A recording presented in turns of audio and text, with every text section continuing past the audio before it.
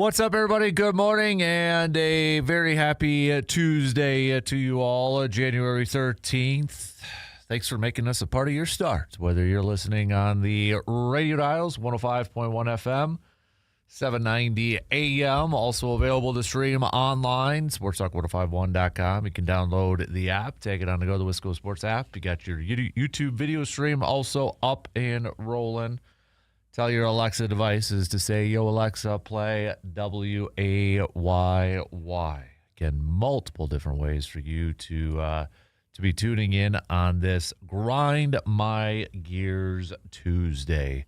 What is grinding your gears? You can let us know by hitting us up with some messages, whether it's on the Shoe Doctor's bullpen line, whether it's on YouTube, whatever you'd like to do. What's grinding your gears this morning? So you can send those throughout the next few hours.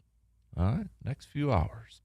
What else do we have on our game plan this morning? Obviously, I think a lot of Packers fans waiting to see what the latest updates, rumors surrounding Matt LaFleur and the Packers and such.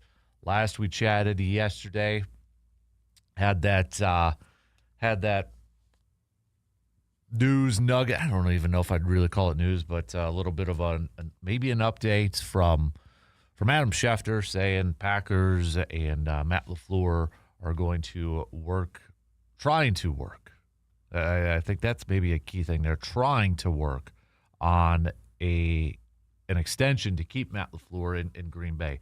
Now, I know some people and some media people have kind of speculated too. It was like, okay, well, maybe Green Bay would kind of do a lowball offer and LaFleur would essentially say, nah, I'm good. Let's maybe cut ties here and move on and such. And that was kind of like the ulterior motive from Green Bay and such. Here's the thing. I don't buy that. And if that's what Green Bay's essentially doing, no. If Green Bay is trying to work out a contract extension for Matt LaFleur, but if Green Bay is going to lowball him and kind of essentially force Matt LaFleur to say, no, I'm good, let's move on, so that Green Bay can at least say, hey, we tried to keep him and such, but he decided to want to move. What's the point of that? I don't understand it. What is the point of that? That doesn't make sense to me. It's not like LaFleur is on this pedestal for fans so the franchise and the organization can sit there and say, hey, we tried. We're not the bad guys here. He's the one who wanted to leave. It's not like that. And if that seriously is something that Green Bay is like going through, no. You got it wrong. Okay? Don't be cute in this thing. Okay? If your ultimate goal, or if you ultimately want Matt LaFleur to go away, or you don't want him back, then just let him go. Don't play cutesy with contract negotiations and trying to lowball him so he's the one who says, no, I want out, so you think you look better in this thing. That doesn't matter. I hope that's not true. I've seen people kind of throwing that out there as speculation or as a possibility going on here because the phrasing of the report that they're trying to work out a contract extension. To me, that is going about it completely wrong. If you don't want him, just let him go. Fire him then. Don't drag this thing out. There's no saving face in this thing. It's not like he's a big-time fan favorite so that, you're not trying to upset the fans. Don't know if Packers Nation or the Packers franchise has looked on social media lately and kind of seen a lot of fans talking about it. I think they'd be okay, or I think some would be okay with it, maybe even half or maybe even a little bit more than half. I really hope that is not the case with Green Bay, with what Ed policy and what the organization is doing. I don't think it is. But the fact that some people are speculating about that or throwing that out there, maybe it's just a talking point, and I hope it's just a talking point, but I think that's ridiculous. And I don't think that's the way to go about this thing. Just had to clear that out because that seemed to be a narrative that was out there yesterday. And I'm just like, if that truly is what Green Bay's trying to do here, oh, man, I've got issues with that. Just let it go. Let them go then. Why are we being cute with this whole thing? I don't think it's true, but again, there's people who are smarter than me and smarter than a lot of us that are throwing that out there. So, but hey, if something does happen in the next few hours, updates and such, we'll keep you posted. But let's assume here that LaFleur is going to be back next year. Okay, let's assume that. I made this into our Post Glass and Mirror 715 Speaks poll question last night on the Sports Talk Facebook page. Assuming Matt LaFleur is back as head coach, what then is perhaps the biggest thing that Green Bay has to address as we approach the offseason now? What's the biggest improvement that Green Bay needs to do? If you could only pick, prioritize it. So what would be number one? And right now, based off those votes on Facebook, 61% going with special teams coordinator. Looking to bring in somebody new over Rich Bisaccia. Second, with 34% of the vote, was an offensive coordinator who would become the play caller. So LaFleur would be giving up play calling. 2% for defensive coordinator and a better roster, better players overall. Didn't want to nitpick certain positions. And then just 1% for better position coaches. So priority, clearly, special teams coordinator and an offensive coordinator who would in turn become the playmaker, or not playmaker, play caller, excuse me. So if you didn't vote or if you did vote, let me know why you chose that or why you would choose that or what you think would be the top priority this offseason. Again, with the assumption that Matt LaFleur would be back as head coach. With the assumption that Matt LaFleur would be back as head coach. So we'll hit that. We'll kind of take a look at, now that we are in the offseason here for Green Bay, kind of take a look at certain position groups, players and such, and, end of the year assessments, self-scouting and such. So we'll kind of kick that off a little bit later on here this morning. So we'll do that. So I guess we could call it some team reports. If you're a Hoops fan, you're going to have some options tonight to watch some basketball. You've got the Bucks back in action. They're going to be taking on the Timberwolves in Milwaukee. And then just across the border from us, the Badgers are going to be taking on the Gophers for men's basketball. Marquette is also in action tonight. They're going to be taking on St. John's. So plenty of hoops options if you want to watch or listen to any basketball. Speaking of Badgers, we'll catch up with RJ Cardinal coming up in a couple hours from now, about 8:20 here this morning. A lot more movement within the Badger football portal. So we'll get the latest from RJ, his thoughts and such on some of the moves that the Badger football team, Luke Fickell and company, have made so far. I mean, if you look at the rankings and such, if that still is a thing for you and transfer portal rankings, Wisconsin's pretty high up there. So take a look at that. We'll talk some hoops. We'll talk some hockey, Badger hockey, and all that good stuff with our guy RJ. Coming up, again, about 8:20 here this morning. So also on the docket, it is our Hy-Vee Game Changer. So who or what was the game changer of the week for you for the past week? Again, it doesn't have to be with your favorite team. It can be another game that maybe you were watching and such. And it doesn't have to be the best play or the top player from a game. It could just be, hey, they don't win without that play that nobody's talking about or that player that nobody is talking about. And as we said at the opener, it is a Grind My Gears Tuesday. So what is grinding your gears this morning? Send those on over. All right. We'll get to those throughout the morning here.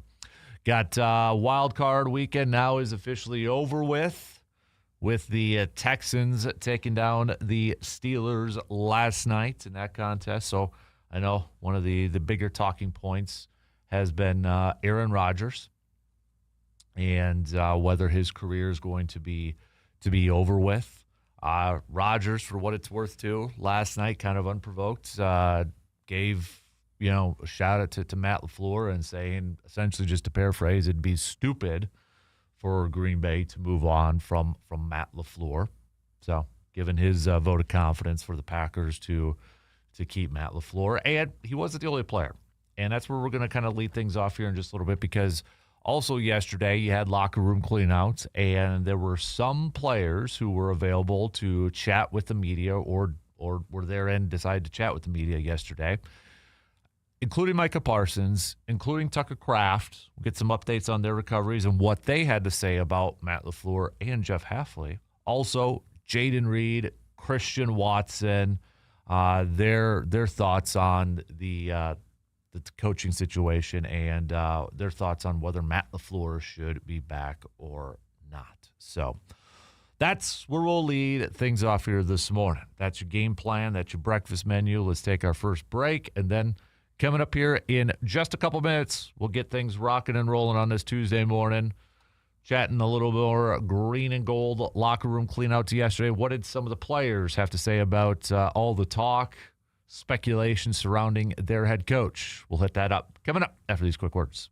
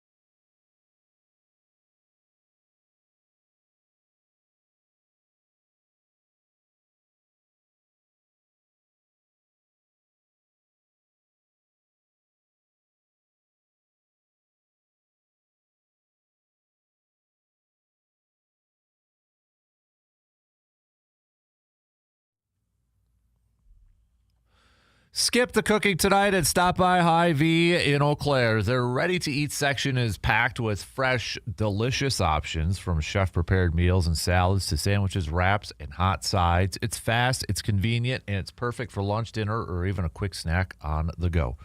Grab exactly what you want when you want it and enjoy a meal that's ready in minutes. Hy-Vee in Eau Claire, fresh, flavorful, and ready to eat. As we said, in our opener, it is the Hy-Vee Game Changer of the Week. Make your selections by letting me know on that Shoe Doctors bullpen line or on the YouTube chat the player, the team that you thought in the past week or so was a big-time game changer. Again, it doesn't necessarily have to be the best player or a top 10 play, okay? Doesn't have to be that. Let's highlight maybe some of the unsung players or unsung plays from some of these boatload of contests. It doesn't have to be from your favorite team either. So, all right, let's open up things here this morning. Obviously, a lot of the attention and focus is what is going to happen, what is going on in Green Bay, what's going to be the first domino to fall when it comes to head coach decisions and such. And yesterday, while we're on the air, you had the nugget from Adam Schefter that Packers and Matt LaFleur were going to try to work out in an extension and such. Also yesterday, locker room clean out, so it's a chance for some of the local media to chat with some of the players that were in the locker room. So one of those players was Micah Parsons. Obviously, a lot of talk, a lot of questions surrounding Micah Parsons, and, well, one, when can he come back, next year? Parsons seemed to kind of, maybe back off on his season or week one prediction and such, but he did say that he does not anticipate beginning the season on the injured reserve. He said he'd love to be back for week one, but did acknowledge week 3 or week 4 next season is most likely in his timeline. So, a couple other nuggets from Micah Parsons. He said that Half isn't going anywhere. Jeff Hafley isn't going anywhere. Kind of said it apparently with a smile on his face. But, quote, he said, I know he's going to do everything he can this offseason to put me in the best position. I know he's a mastermind when it comes to moving me around, and we did a lot of great things this year. I just think we just saw a glimpse. So, he says he expects Hafley to be back next year. Again, we'll see. That's probably maybe some wishful thinking on his part. But again, we'll see how it all kind of plays out there. He also talked about Hafley's prediction. If you remember earlier in the season, Hafley predicting that Micah Parsons would break Myles Garrett's sack record and such. He said, he's putting a lot of pressure on me, but I'm not scared of those challenges either. They know I'm coming. I had a little fun with Myles. He's talking about how he's going to put the trophy, the Defensive Player of the Year trophy, in the training room so we can look at it because they work out together in the offseason. I said, you know what, Myles? Don't worry. The sun sets, the light is bright, but the sun always sets too. So we're coming. It's always great that you've got a coach like that. Me and Haf have a great relationship, and he's another guy I can't wait to have another year with. Another guy that he's hoping to have another year with is Matt LaFleur. He had a lot to say about Matt LaFleur and the talk about whether he would return or not. And this, I can play the video clip, but it's pretty quiet there because, again, reporters recording it off their phones and such. So I'll just read the transcript that Ryan Wood had posted up on his account. And Micah Parsons asked about, playing for LaFleur and wanting LaFleur. He said, I've had my fair share of coaches and people around this league that I've been around. And Matt is one of the best guys and people as a person I've been around since I've been in this league. I reached out to him when I started seeing this talk, and I said, man, when I agreed to come here, you were part of the reason why I came here. I want you a part of this, and I love you, and I think you're a great coach. He appreciated those words, and we had a brief conversation. Matt I think he's a great guy. He cares so much. He cares so much about the players. I don't think people realize that.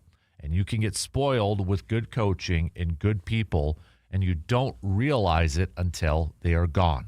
I don't want to be at that point where we realize, dang, we let such a great coach go. Because at one point, the players got to. You talk about doing your job. You talk about coach.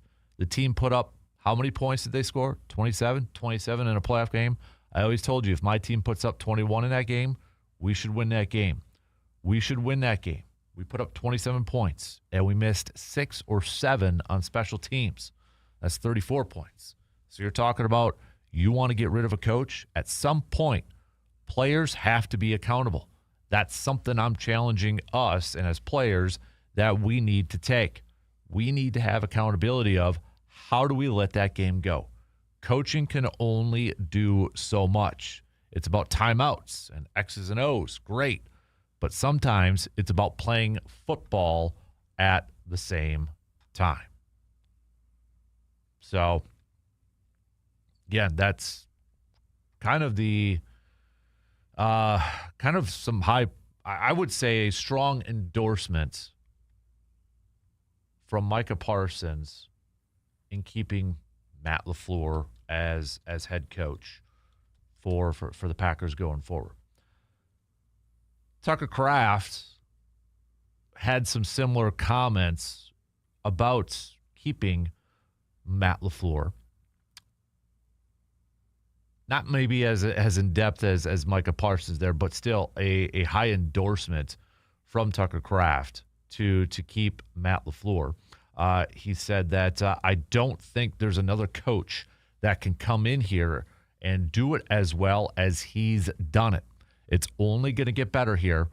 I think Matt's an outstanding head coach. Xavier McKinney also gave his endorsements to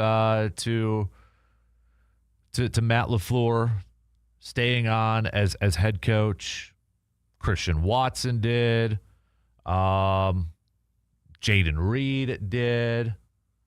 So, I mean, you've got a lot of big-time name players, leaders you would expect on this team giving their endorsements to Matt LaFleur. And I get that there's going to be a lot of fans saying, what are they supposed to say? They're not going to say anything negative. Bull. Okay, go back and look at Lamar Jackson's comments after their season was over with when he was straight up asked about John Harbaugh. He dodged it. He said, I'm not even thinking about next year. I'm not even going to think about. There's other examples where you can tell, yep, that player or those players, they ain't in on their coach. So don't sit there and say that, what are they supposed to say? They could have dodged it. They could have been very generic. They could have said something to the effects of, hey, whatever happens, happens. It's out of my control, and the typical blah, blah, blah, blah. If we as fans have opinions on this and we're on the outside looking in and we're just watching what we see on TV, I take what some of these players say with a little more, with a little bit more, what's the word I'm looking for? I think it means a little bit more to see these players kind of come out in full force and have the back of their head coach. I know there's going to be a lot of fans that that's not going to sway their opinion. That's not going to change their opinion. And they're just going to say, oh, yeah, that's what they're supposed to say. That's not what they really mean. You don't know that. I don't know that. And a lot of these players could have gone a different route and just been very generic and dodged the question. If they truly did not want LaFleur back, if they wanted a change, if they didn't believe it, if there was a weird vibe within the locker room. So what Tucker Kraft had to say, and remember, Tucker Kraft last year was pretty darn vocal after their loss in the playoffs against the Eagles. You got a Micah Parsons. You got a Xavier McKinney. Obviously, Jordan Love's already said his thoughts about Matt LaFleur. You've got a Christian Watson who, his dad has gone on social media and has, had his criticisms of Matt LaFleur. And anybody thinking that maybe Christian Watson shares the same thoughts as his dad, Christian Watson, he has the back of Matt LaFleur too.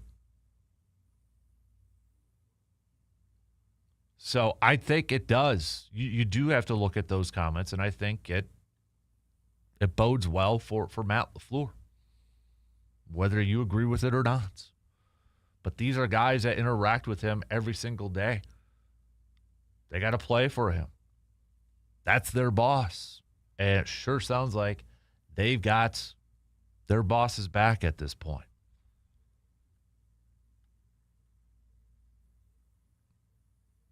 Whether that's going to, affect Ed Policy's upcoming decision or contract negotiations or whatever the case may be, it remains to be seen. But kind of like what I said at the opener, I know there's now some people saying, well, maybe it's just the Packers are trying to lowball him, so then, LaFleur is going to be the one that says he doesn't want to be there, and Green Bay can sit there and say, hey, we tried, essentially saving face. That's dumb. I'm sorry. And I don't know if Green Bay really is. That's what they're trying to do. And if that is, they're dumb. That's ridiculous. Because they obviously don't have a pulse of the perception of what a lot of their fan base has with their head coach and that. I don't think, and if that's how you're operating your team, your business, your organization, trying to save face and trying not to make a difficult decision, but you're going to make that it's gutless. If you truly don't want him as head coach anymore, you think you need to move, to let him go. Why play around with like lowball contract offers just so that he's the one that's going to say, yeah, no, I'm not going to be here? That I don't want my team operating that way. That's ridiculous to me. And if that is the case, what they're doing, I got concerns. I've got questions about what's going on at 1265 Lombardi Avenue. I don't have any I don't have any inside info, and I don't know Goody, I don't know Ed Policy and all that. I don't think that's what's happening. I think it's maybe a case of, because I've seen a lot of people say, well, the phrasing of what Schefter's tweets kind of said, maybe that's the case. I don't want to get into the whole, what does he mean by that word sort of thing. We did this with Rodgers for how many years? And I don't want to go that way. And I think maybe grasping at some straws there a little bit. So, all right, we'll take a quick break. Plenty more to get to here. You can send over your thoughts, 715-830-1912. We'll take a quick break and be back after these few words.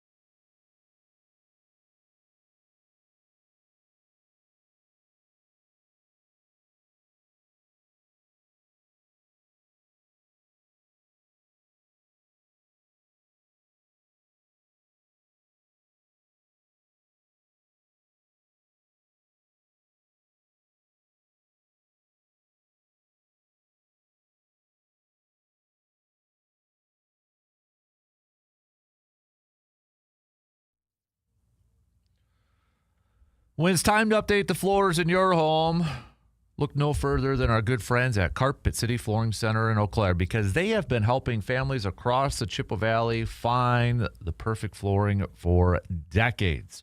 From soft, comfortable carpet to luxury vinyl planks, laminate, and tile, Carpet City Flooring Center has options for every room, every style, and every budget. And you won't be rushed or pushed into something you do not need. Their experienced team takes the time to listen, to answer your questions, and help you choose a flooring that actually fits your lifestyle and your budget. Carpet City Flooring Center also offers professional installation from people who take pride in their work. That means your floors are done right the first time. No gimmicks, no pressure, just quality products, honest pricing, and friendly local service that you can trust. So whether you're updating one room or planning a full home remodel, start with a name that Eau Claire and Chippewa Valley has relied on for years. That's Carpet City Flooring Center, locally owned, locally trusted. Benjamin EC with a quick text saying, my game changer is Brandon McManus missing 2 field goals and an extra point costing us another playoff win. Speaking of special teams, am I wrong to think we'd have 2 or more Super Bowls since 2010 if we had just an average to above average special teams unit? How many years has our special teams unit going to fail us? You know, Ben, you might have to send that one again tomorrow, because I think that's a solid am I wrong for our Wednesday am I wrongs. Because, I mean, you think about it, you go to 2014 NFC Championship game against Seattle, onside kick. You know, I know they would go to Super Bowl, but do they win? You know, I get what you're saying here, Ben, but you go to that one, you go to the 49ers playoff game. Yeah, I mean, there's potentially, right?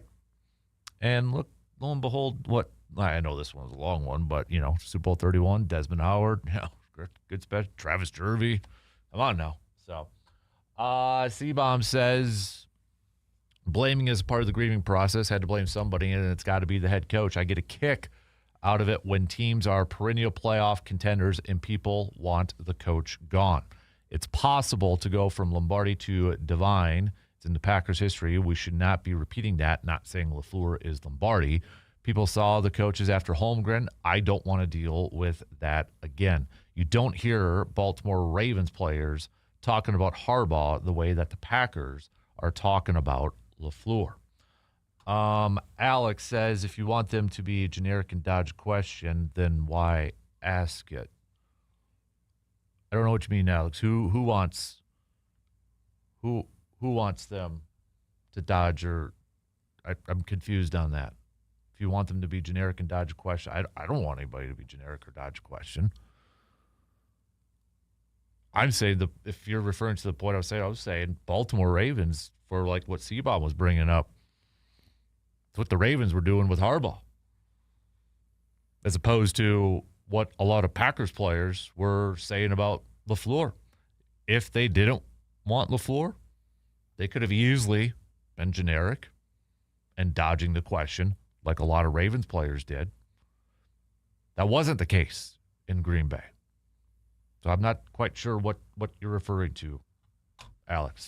Tim in the Cooley region says, after hearing the comments from leaders like Parsons, Love, Watson, Kraft, and McKinney, LaFleur will be back. This isn't our dad's NFL anymore, where owners and management tell the players who the coach is, and they have no say. When your highest paid players and leaders endorse the coach, that has to play a part in keeping a coach. If they replace LaFleur, who are they going to get where these players respect this much? I would agree with that. I thought it was a really good piece, too. Mike Silver from The Athletic.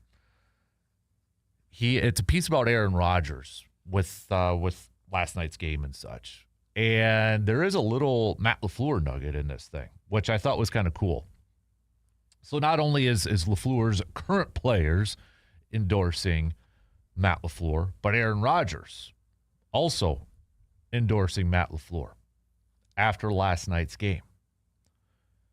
And he was talking about, Mike Tomlin and such. A reporter asked Rodgers about Tomlin's coaching prowess. And as Mike Silver wrote in his piece, Rodgers did something wholly unexpected. He not only stuck up for his current coach, But for his former one, Matt LaFleur, who is under fire from Packers fans after Green Bay blew a 15-point fourth-quarter lead in the first round of a playoff defeat against the Bears on Saturday night. Rodgers' comment, quote, I mean, this league has changed a lot in my 21 years. You know, when you hear the conversation about the Mike Tomlins of the world, the Matt LaFleurs of the world, when I first got in the league, there wouldn't be a conversation about whether those guys were on the hot seat. For either of those two guys to be on the hot seat is really apropos of where we are at as a society and as a league, because obviously Matt has done a lot of great things in Green Bay. End quote. Silver goes on, given the way things ended for Rodgers in Titletown and the tension between him and his head coach during their final season together in 2022, as the Packers missed the playoffs for the first time during their partnership, LaFleur was both floored and touched that Rodgers stuck up for him. Apparently, Silver had texted Matt LaFleur what Rodgers said, and LaFleur's response was, quote, I'm speechless, he said via text early Tuesday morning. He didn't have to do that, but he did. It's one of the nicest compliments of my life. I'm so appreciative of him for that. So, I mean, I think, yeah, you have to take these. I mean, I think there is something to them. I really do.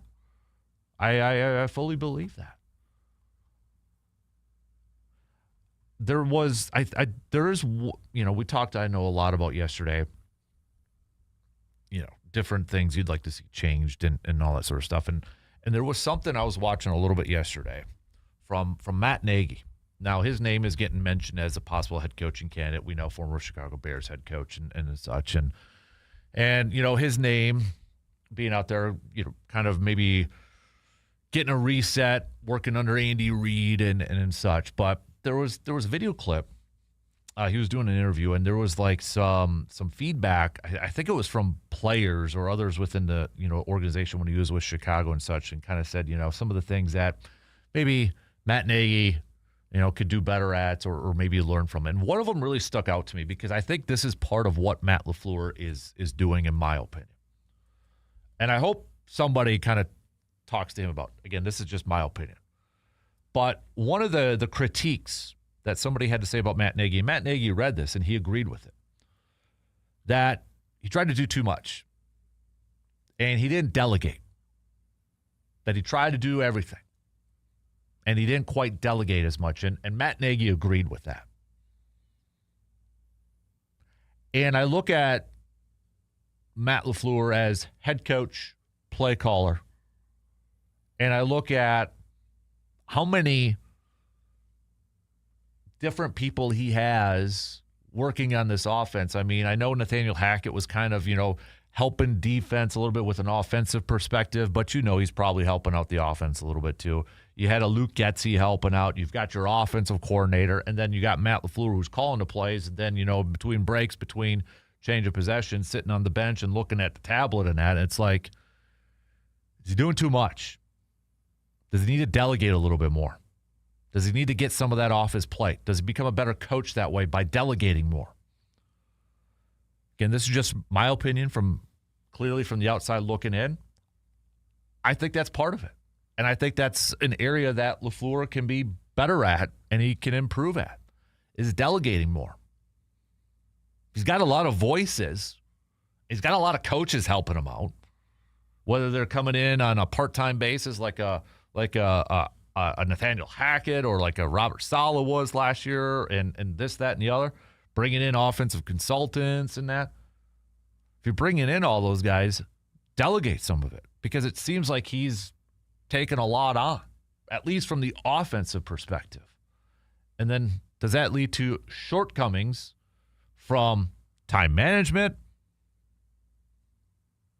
play call? I mean, I think that's one area that I would like to see LaFleur get better at, improve at, and kind of take a look at it and say, okay, I got to trust my assistants maybe a little bit more. I got to trust my coordinators a little bit more. Yes, he's an offense mind, and I get it. You know, a lot of us, it's human nature in a lot of essences when, hey, we have something. I'm guilty of this. I'm sure a lot of people are guilty of this. You're in charge of something. this is something that you've worked on or you created and you get a little protective of. And you want to make sure it's done right. Or it's like that school project back in the day. You're paired up with somebody, but it's like, no, I'm going to do this. I'm going to do this. I'm going to do this because I just trust myself more. I trust myself to get it done. When really a better project overall might have been, if everybody contributed. I'd like to see that. And whether that is giving up play calling to somebody else and just delegating a little bit more. I think that's one step. Not the be-all, tell-all. I think that's just one area that he could improve at that overall would be helping him become a better coach. And I get, for some people, it is really hard for them to delegate. It's really hard for a lot of people to kind of take some stuff off the plate. I look at like a guy like Mike McCarthy during Green Bay during those last couple years. He tried to delegate. He gave the play calling to Tom Clements. What happened? Didn't even last year. Took it away. I think that was part of it. And then remember, too, towards the end of his career, he started getting like pass game coordinators, offense. There was a lot of voices. You have all those voices, but yet you're still the play caller. It's like, I don't know. That's just me. What do you think? Do you think he needs to, does LaFleur need to delegate a little bit more? Does he maybe need to take some off so that he can become a better overall coach when it comes to time management, timeouts, overall flow of the game, that sort of stuff? I think there's something there. All right, we got to take our final break for the first hour. Plenty more to get to, though, here in the next 3 hours. We'll be right back after these quick words.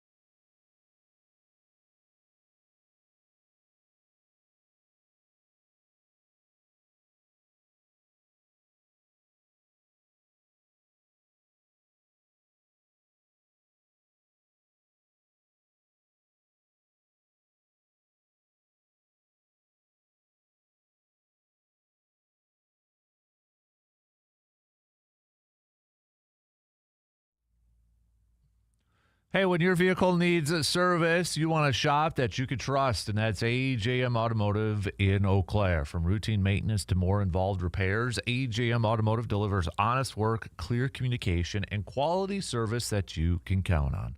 Their experienced technicians take time to explain what your vehicle needs so that there are no surprises, just reliable results. Whether it's brakes, tires, diagnostics, general auto repair, AJM Automotive keeps you safely on the road and back behind the wheel with confidence. For dependable auto care done right, choose AJM Automotive in Eau Claire, where your vehicle is treated like it matters. And also, don't forget, if you do need that tow, or maybe you want to get somebody to plow out your driveway for the latest snowfall, AJM Automotive provides those services as well. Just give them a call, 715-835-9523.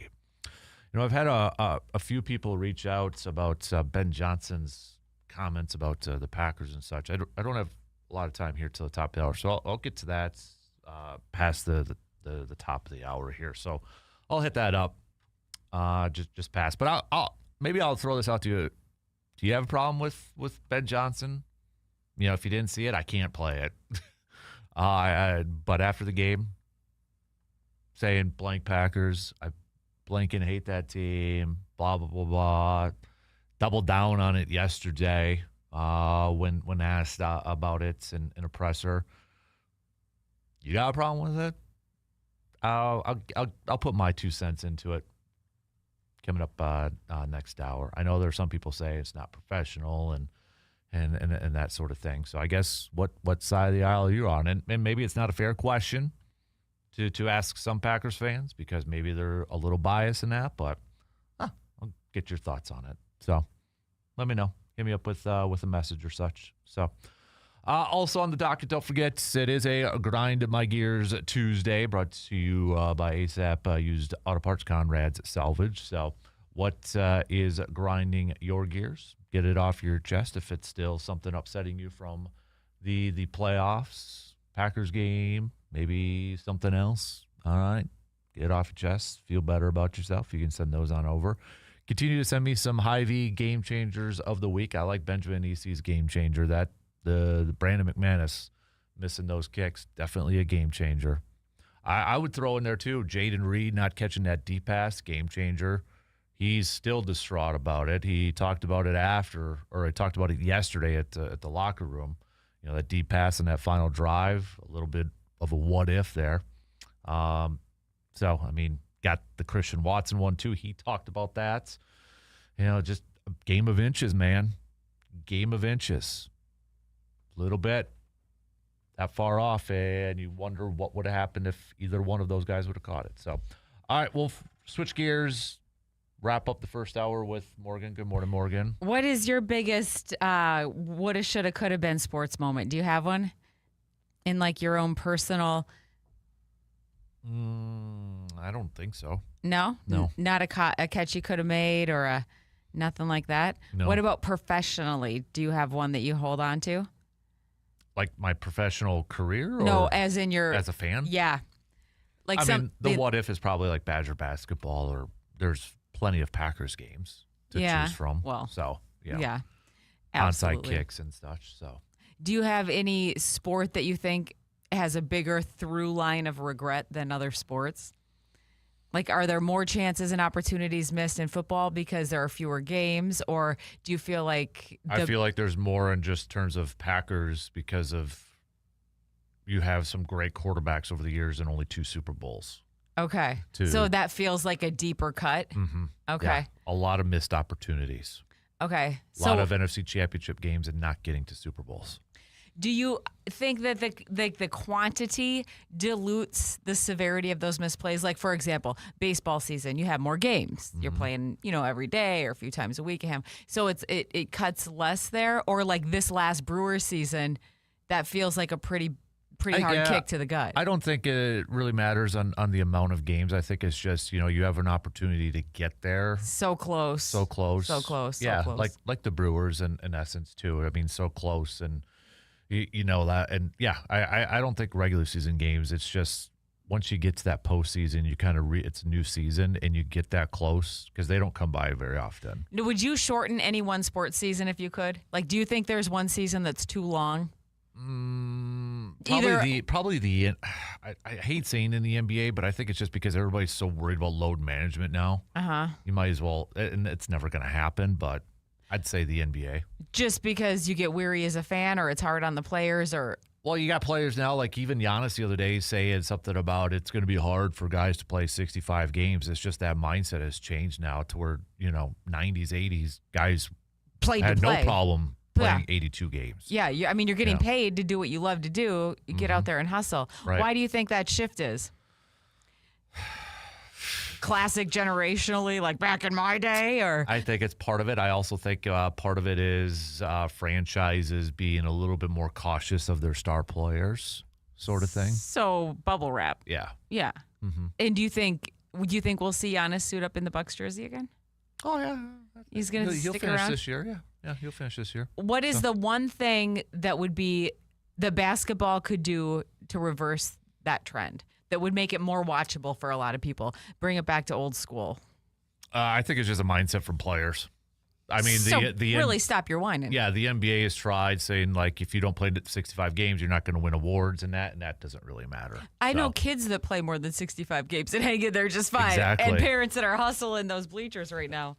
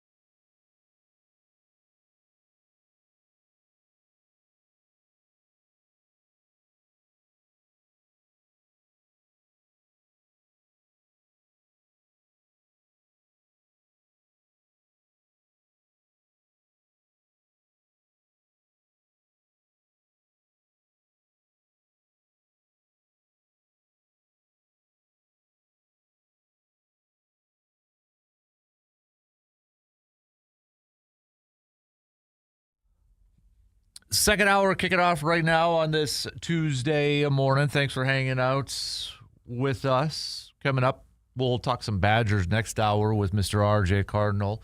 Badger basketball coming off that big win against Michigan. They're going to be back at it tonight, not far from us, just across the border, taking on the Gophers in Minnesota.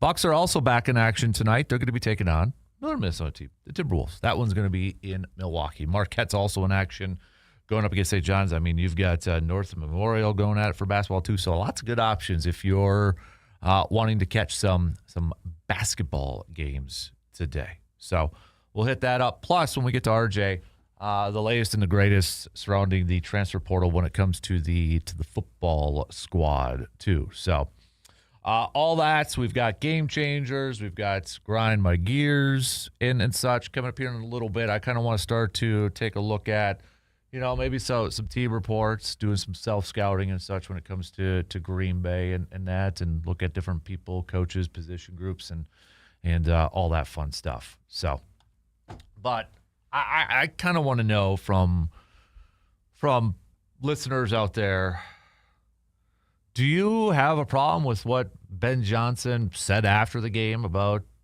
Green Bay and kind of doubled down yesterday? I'll clean it up for you. He doesn't like Green Bay.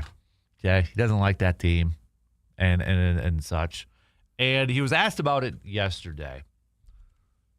And essentially, again, doubled down on it, said, I don't like the team. George, the owner, and I have talked, and we're on the same page.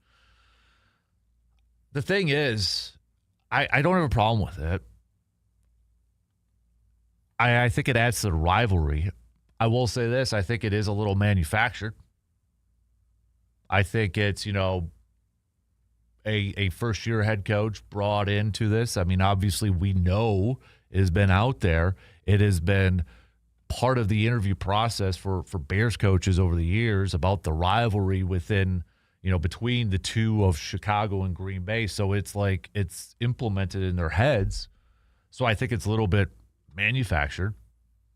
But I think it's also natural, too. Like, you get into this rivalry, you probably hear about it, you get yourself a little bit amped up and such. I don't have a problem with it. Does it annoy me? Sure. But that's because that's a rival. It's a rival. So I know there's some people kind of criticizing it because it's not professional. I honestly, it doesn't. It bugs me just as a fan because I'm like, oh, that's my rival saying that. I can't stand that. But from, looking at it from the outside, I don't have a problem with it. I hope it adds a little bit more fire for Green Bay next year.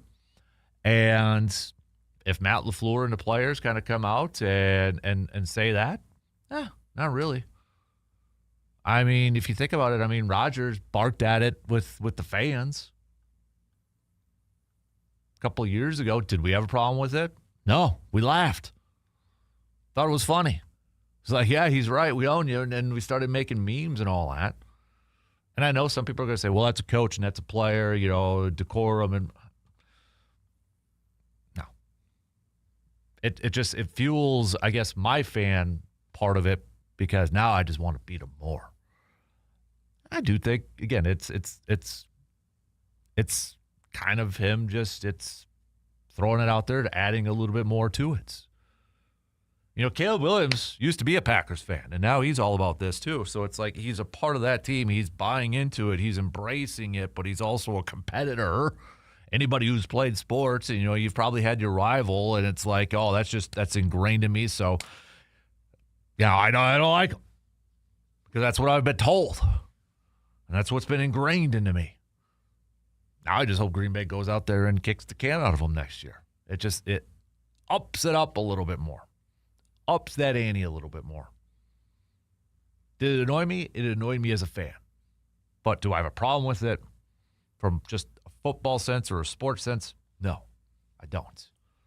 I just hope that Green Bay kicks the you-know-what out of them next year. And then the tables have turned. And that's the thing now, okay? Ben Johnson and that, if Green Bay does the same thing if they beat them next year a couple times, he can't sit there and pout and say, well, that's not professional. They can't do that. Maybe he would just because he's going to play that part and just add a little bit more. I don't know. So, I mean, is it similar to, like Michigan and Ohio State back in the day and Bo Schembechler and all that? Sure. Got a little bit of a rivalry going. I don't mind it. It annoys me as a fan, but I don't mind it. Don't mind. Just please Green Bay beat them so we don't have to see them more, right? You know what I mean? So, there. I got that off my chest a little bit. So, if this is, in fact, I know some people have talked in and chimed in and asked, do we think this is Rodgers' final year? I don't know. I think I've gotten past the point of trying to predict what's going through Aaron Rodgers' mind and what he's trying to, or what he's thinking, and what I'm past that, trying to figure it out. And whenever it happens, it happens. And whenever he calls it a career, we'll kind of get into that and such. But I will say this, or I'll ask this. After Rodgers left Green Bay, I think there was kind of a sigh. I don't know if a sigh of relief or just I think we knew it was time. Like, okay, we got to separate from this. I think fans were kind of tired a lot from the sound bites, McAfee show appearances. What is he going to say now? What does he mean by that? And just, I think it was just time. But I think, is it also fair to say if he does say, all right, my career's over with? I mean, for some of you, maybe this is the best way to ask it. For some of you who were just sick and tired of Rodgers and just wanted to move on from him, and you just had enough and you were annoyed.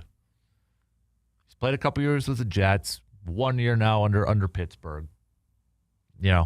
Same as Favre, 1 year with the Jets, 2 with the Vikings, but again, division rival, so we got to see that. It's different. But are you in a different place right now? Or you're like, okay, I've time heals wounds. You're good. Because I've seen a lot of people saying, man, still like that guy, still love that guy. Because I feel like he's in a better place right now with Packers fans than Brett Favre was. And the clear, obvious difference is Vikings compared to Steelers and Jets. It was 1 year with the Jets, 2 years with the Vikings, 2 years with the Jets, didn't even play 1 year practically with the Jets, and then, Steelers. It was a little different, though, when those two quarterbacks left the Packers. Obviously, Favre had still a lot, I would argue, a lot more fanfare, where the fan base wanted him back, whereas Rodgers, there was a lot of fans saying, it's just time. It's just time.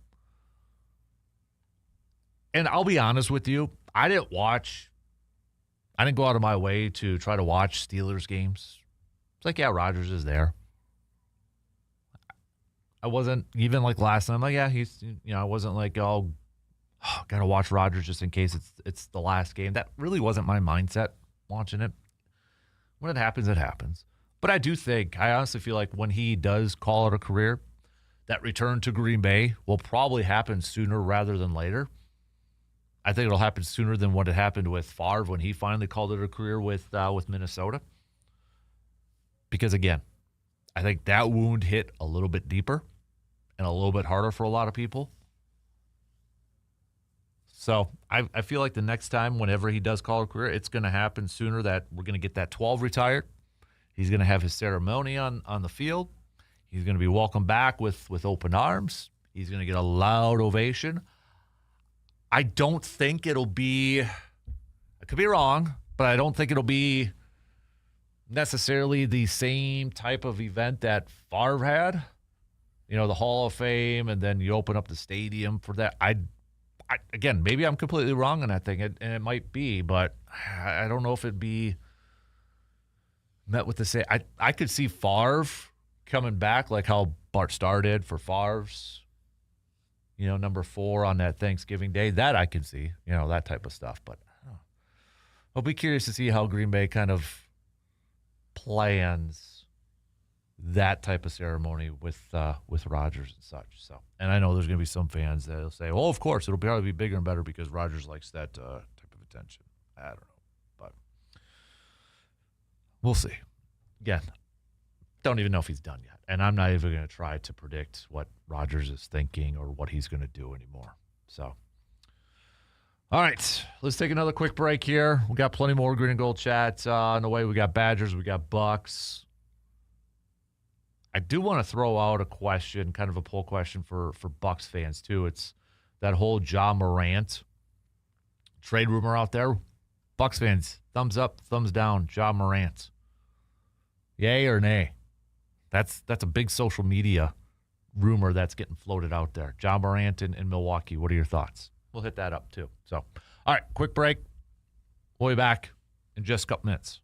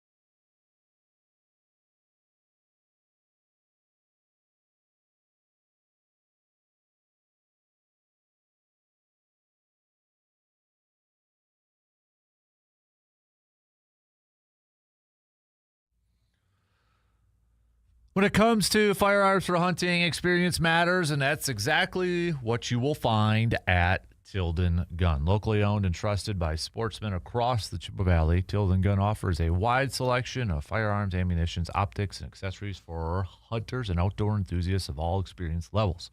Whether you're getting ready for deer season or just looking for expert advice, the knowledgeable staff at Tilden Gun takes the time to answer your questions and to help you find exactly what you need without the pressure.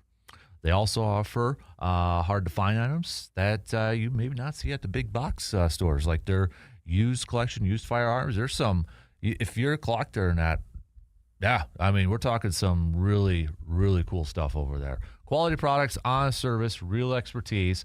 That's why generations of customers continue to choose Tilden Gun. All right. So I don't go on Twitter much anymore. I keep it up, but I don't really go a whole lot on there to interact or post or anything once in a while. But now it's I've got it up and I keep refreshing to see if there's anything new popping up. For the Packers, it's this time of year and such. So, hey, really quick. Also, go over to my Facebook page, facebook.com/Dan Kasper Show. I put up a question yesterday, and I want to do it for an episode of the podcast here. But give me a player, maybe when you were younger, when you were a kid, and comment on that thread instead of hit me up with a text. That way I can collect them all so I can include them on the podcast.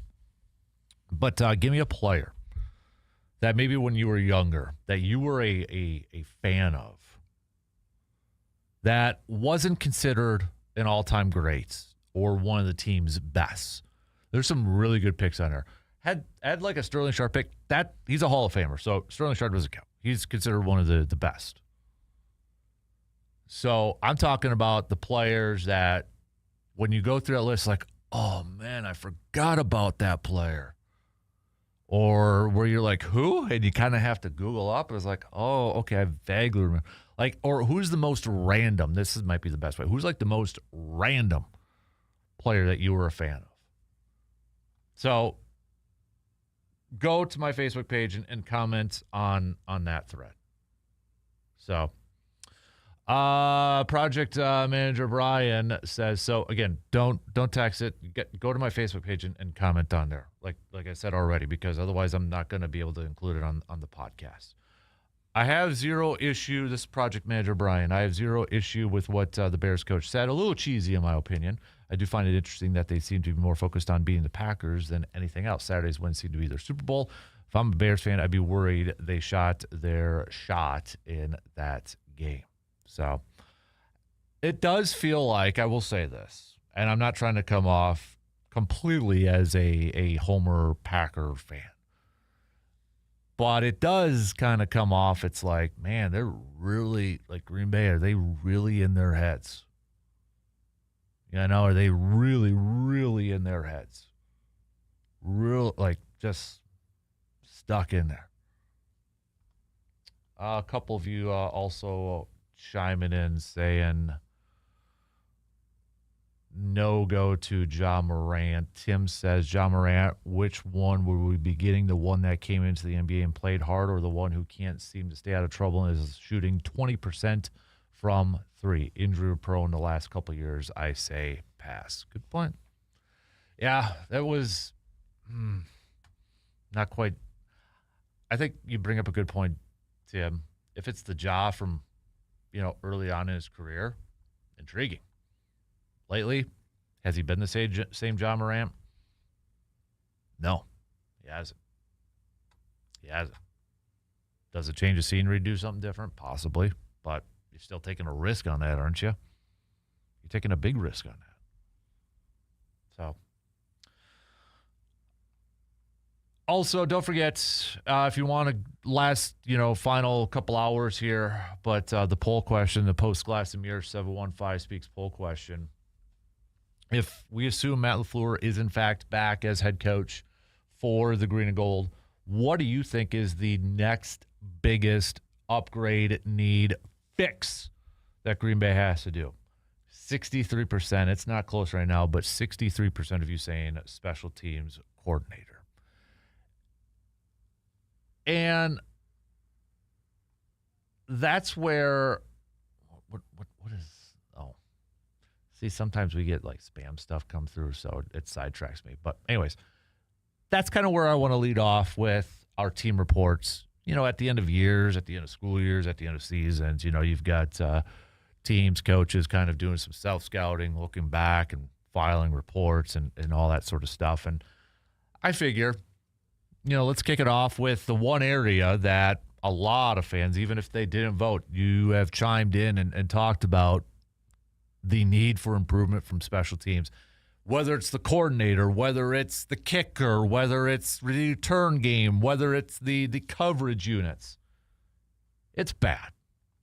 And I think one of the most perplexing and frustrating things, not only for this year, but for the last how many years, it seems to be a consistent issue. It's a problem. And is it straight up because Green Bay doesn't prioritize it? They don't put a lot of effort into it. A few years ago, they brought in some guys, originally it was like a Rudy Ford, was it Sean Levitt, trying to bring in some core special teams players and that. Kind of got away from that. But is it simply as Green Bay doesn't prioritize it, they don't really care about it? Could be. But I would argue then why did they pay a big chunk of money to Rich Bisaccia to try to come in and change it? Did they try to go out there and say, hey, maybe we'll bring in a coach and it's all coaching and that sort of thing? I think the thing that bugs me the most with this is just the stupid penalties that seem to come on special teams plays when there's like no returns. It could be a touchback or it could be a fair catch. We still get backed up because of a penalty. A stupid holding penalty. Or a block in the back. I agree with one of the texters, was it Benjamin, that said, it's a what if. But, what if we didn't have, over the years, so many issues when it comes to special teams? Would they have another Super Bowl? Maybe a couple more. Maybe. But I think, if again, we're operating under the assumption that Matt LaFleur is back and he's doing some self-scouting and he's looking at this team and he's got to figure out, okay, where are some of the areas we have to address that have to get better? I'm looking right at the top of the list. I agree with a lot of the majority out there. If it's not one, it's close. You got to take a hard look at your special teams. Daniel Whelan's awesome. Okay? He's awesome. You're set there. You are perfectly fine with your punter. That guy you're good with. And he just seems to have gotten better and better every single year, and he's still young. You're good with him. No issues, no problems. You got to look at everything else. You got to look at your protection, your coverage units. You got to look at the kicker. Okay, and I know I would not want to be a kicker in the NFL. We call football the ultimate team game. Kicker could be on a lonely island at times. I mean, they can't do their job, obviously, without the holder, without good protection and a good snap. But when all that stuff works out and then it's just up to you to make that kick, that is probably one of the most individualized spots on this team outside, with a punter too. I would not want to be a kicker in the NFL. I think that is one of the most stressful, anxiety-induced positions in all of sports. And the leash can be incredibly short. But they have to take a long look at McManus. The part, though, too, to go both sides in this is like, okay, you want to move on from McManus. Who is the guy? Is it Haversack, who they re-signed to a futures deal? But remember, his last game, he missed a couple kicks, too. Do you invest a high draft pick in it? That didn't work last time either. So what do you do? How do you approach this? Where do you go? It's not an easy decision. They got to figure out their kicking situation, whether it is going to be bringing back Brandon McManus. How much did that quad injury affect him still at the end of the season? Was he getting into his mind too much after missing one? And then it's like you could kind of see the reaction from him too. And it's like, ripping his chin strap, hitting his helmet in that. It is such a mental part of that game. It's kind of like golf. I have a crappy mental game. I hit one bad shot, I'm done. I get so in my head at times. I'm way better than I am now that I'm older, but you wonder how much that factors into the kicking portion of a game too. So,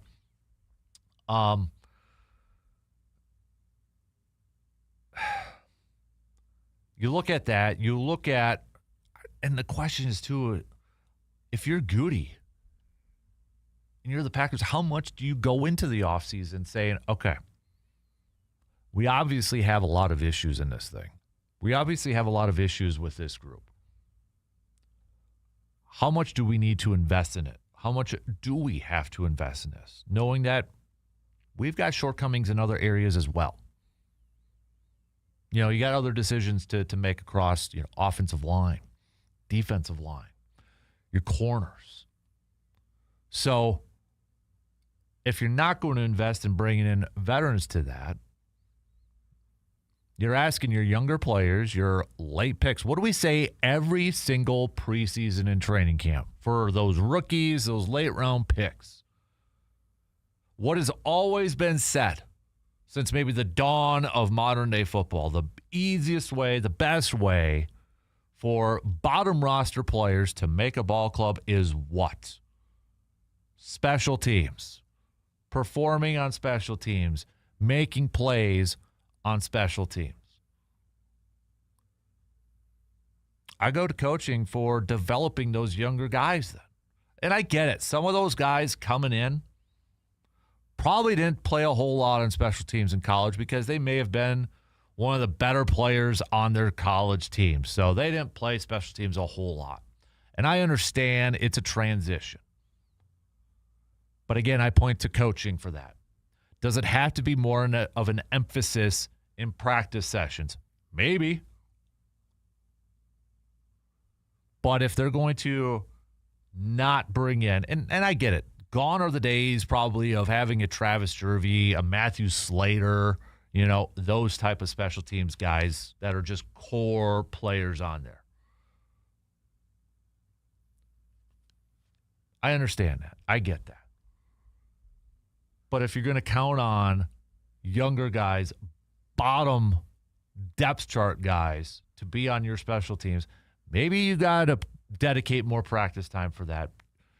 Maybe you need a different coach. Maybe it's just not working out in terms of what that coach is teaching, fundamentals. They have got to take a long look at this thing because it's getting tiring, and it's a constant thing.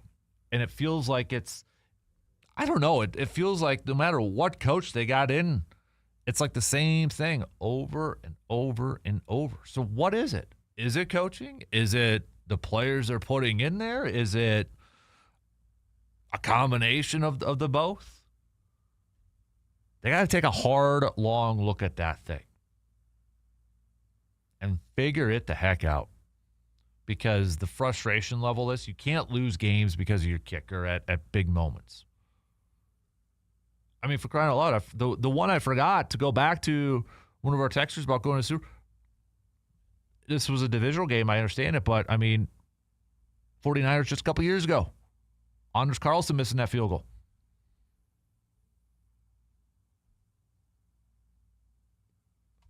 It's part of the game. I know there's going to be some people that will say, well, you don't want to be in that position to have to win a game based off your kicker and that. I get it, but you know what? It happens. It happens for a lot of teams. Super Bowl champs have been decided by game-winning field goals. Okay, not every single game is going to be blown out by 2-score victories, double-digit touchdowns, et cetera, et cetera, et cetera.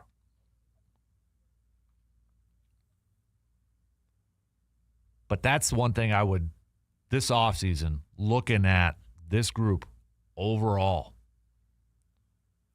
is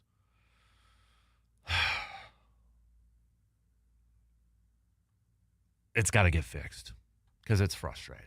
Outside of Daniel Wheeler, he's good. He's solid. He's great. I think it's got to be time for a different voice in there.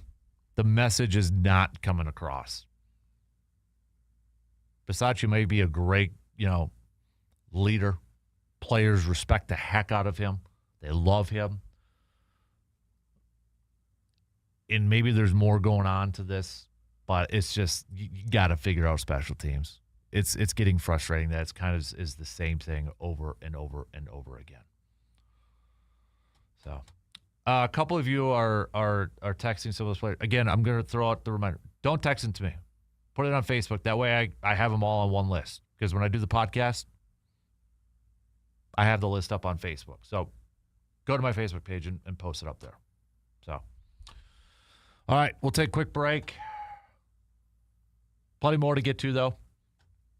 We'll talk some hoops, talk some Badgers coming up in the next hour, all that good stuff. We'll be back in just a few minutes.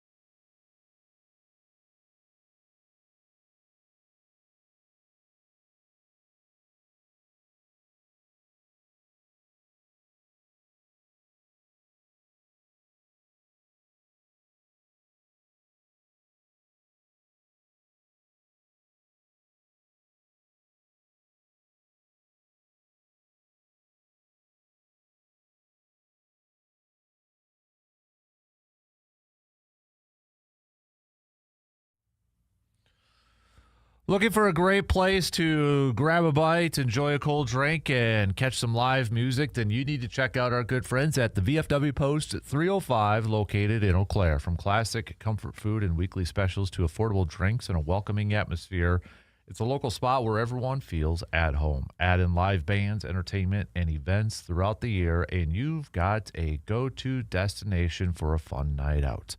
Whether you're stopping in for dinner, meeting friends, or enjoying local music, VFW Post 305 delivers great food, great times. VFW Post 305. Good eats, good drinks, great entertainment right here in the Chippewa Valley. Switching gears for a little bit. Oh, first off, let's get to some text here.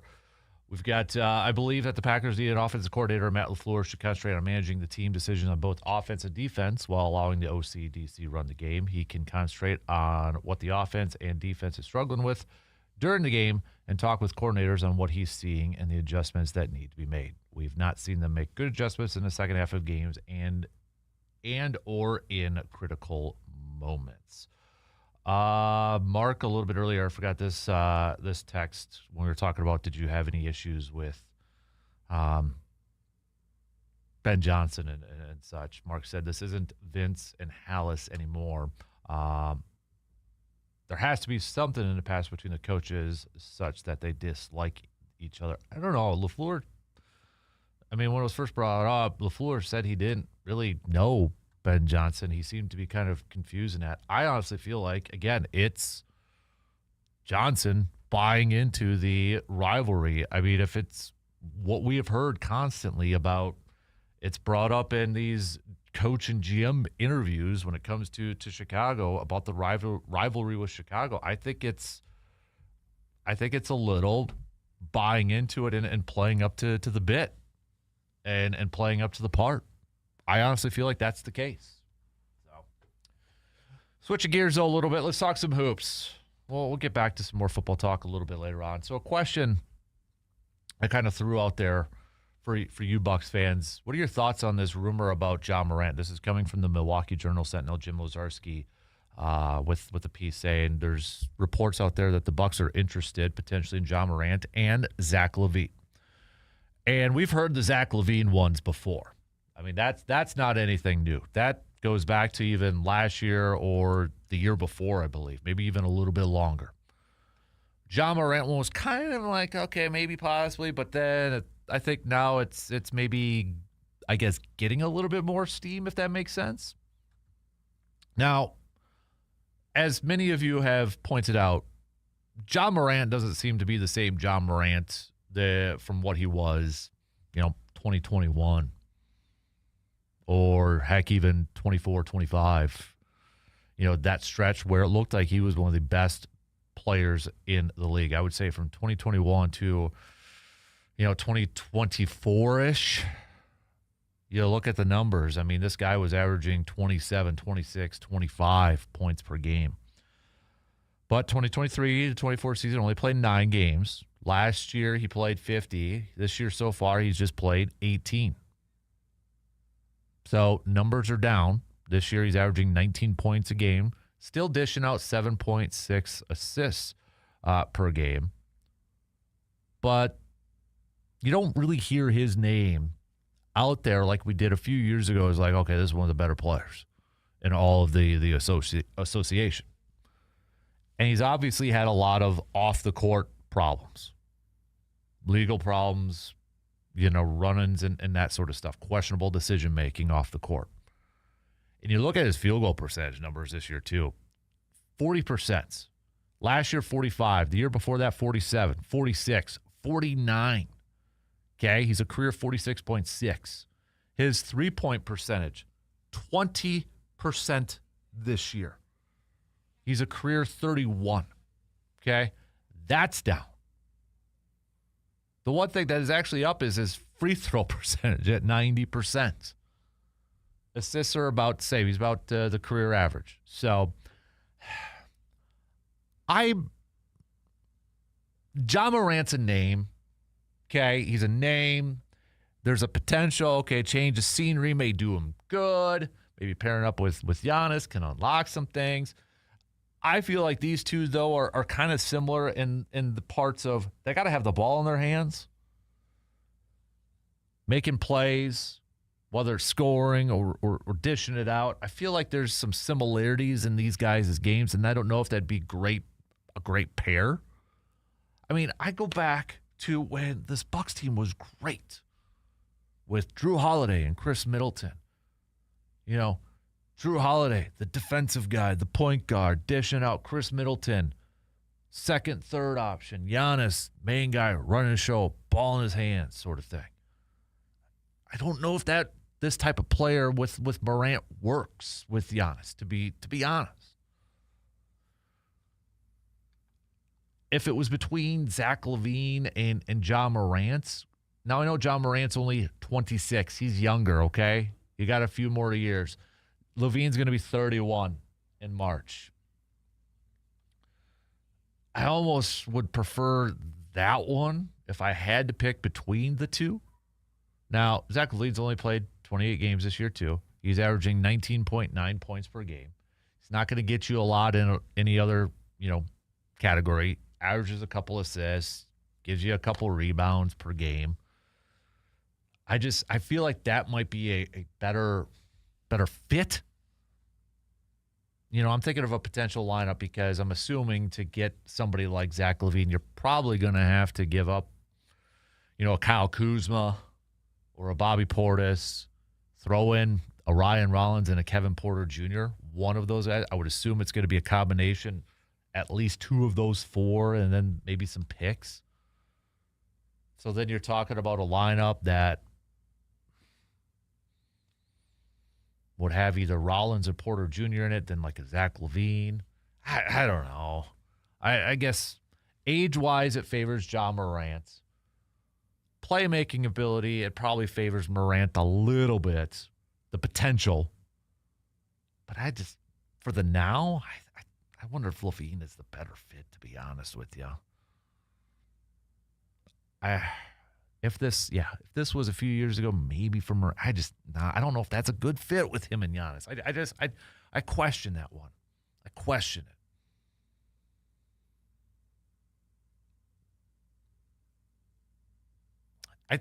And this is the thing too with Horsenet. I'm not that we'll probably ever know the full on answer, but again, what would Giannis think about John Morant? Does he get kind of caught up in like, oh yeah, great player, sort of thing, and does he get caught into the name recognition again? But really, from a basketball sense, from building a team, is that something that fits, that works? And I don't know if it does.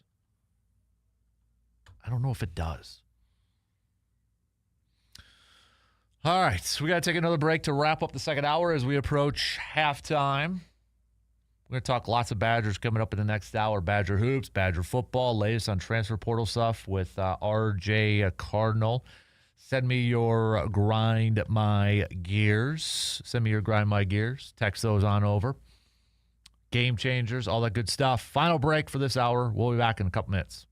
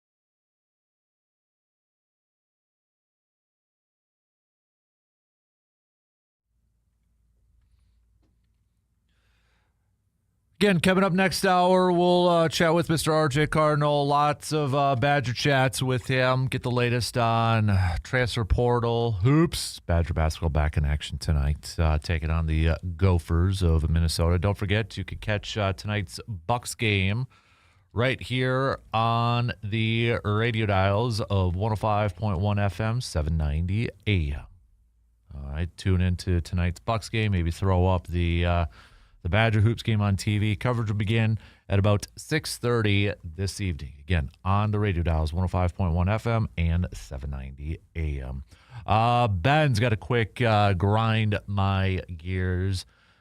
Ben says, I'm going to sound like an old man yelling at the front of his yard, but what grinds my gears is when my buddies text me during a Packers game. I'm already stressed out enough, and all they do is just rile me up more. Don't text me, guys, during games. Well, Ben, I'm going to co-sign on that. I don't answer texts during games.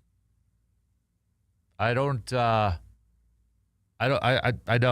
will ignore it. I just, because I'm with you. It riles me up a little bit. I can't, and it's not a knock on, and I get it. I get a few texts during the games, and I'm not trying to be a jerk or to try to ignore anybody. It's just that it riles me up a little bit more. I got to turn my phone off, or I'll turn it on silence and put it away, or just, mute some texts and mute conversations that are coming through, just because I get a little too wound up, especially in closer games, So, yeah, I'm with you. I can't text during games. So, Ben, you and me, we're probably the two old guys in the front yard screaming at the sky right now because don't do that. Do not do that. So, but again, maybe we're in the minority there, man. But I hear you. So, keep sending those grind my gears. We also have game changers, and a couple of you have thrown out there the Brandon McManus missing kicks. Yeah, that's a good one, and I'll be honest, I think that's the one I'm going to pick. Wasn't quite sure where I was going to go. It was between a few different, but yeah, I think that's a game changer in itself. No question, game changer. So, I would even throw in you guys, by the way, that sick throw from the touchdown catch by the 49ers, Christian McCaffrey. Oh, man, that was a sweet play design. That could be a good game changer pick there too. So, all right, we only got a couple minutes left to the top of the hour here, so we'll get back to some more green and gold chats coming up a little bit later on. But you can send me any more thoughts that you have on anything that's going on with Green Bay, whether it is the head coaching, and we kind of started to kick off our self-scouting off-season look at different coaches, position groups, players, and sort of thing. We kicked it off talking about special teams and that, because with our post-glass and mirror 715 Speaks poll question, we asked, outside of the head coach, what is the biggest area that has to change, biggest area that needs an upgrade? And it was over 60% of the votes going with special teams / special teams coordinator. So that's where we kind of kicked it off with kind of taking a look at this team and where the areas are that they need to improve and get better and such. So we'll kind of maybe revisit that a little bit later on as well. And if anything does happen in the next couple hours, newsworthy when it comes to Green Bay and such, we'll definitely keep you posted. I know Rob Domofsky, our good friend Rob from ESPN, said he thinks maybe by Wednesday, which is tomorrow, that we'll find out the latest in terms of anything surrounding LaFleur and a contract extension and such. So, but again, if anything does happen here in the next couple hours, we'll definitely hit it up and talk about it and such. So, all right, shot clock's going to cut me off here. We'll kick off the next hour. We'll talk some Badger hoops leading into RJ Cardinal, who will be joining us in about 20 minutes. Lots to catch up on in the Badger world, so I'm looking forward to that. 2 in, 2 to go. We're at halftime. News updates. We'll be back in just a couple minutes.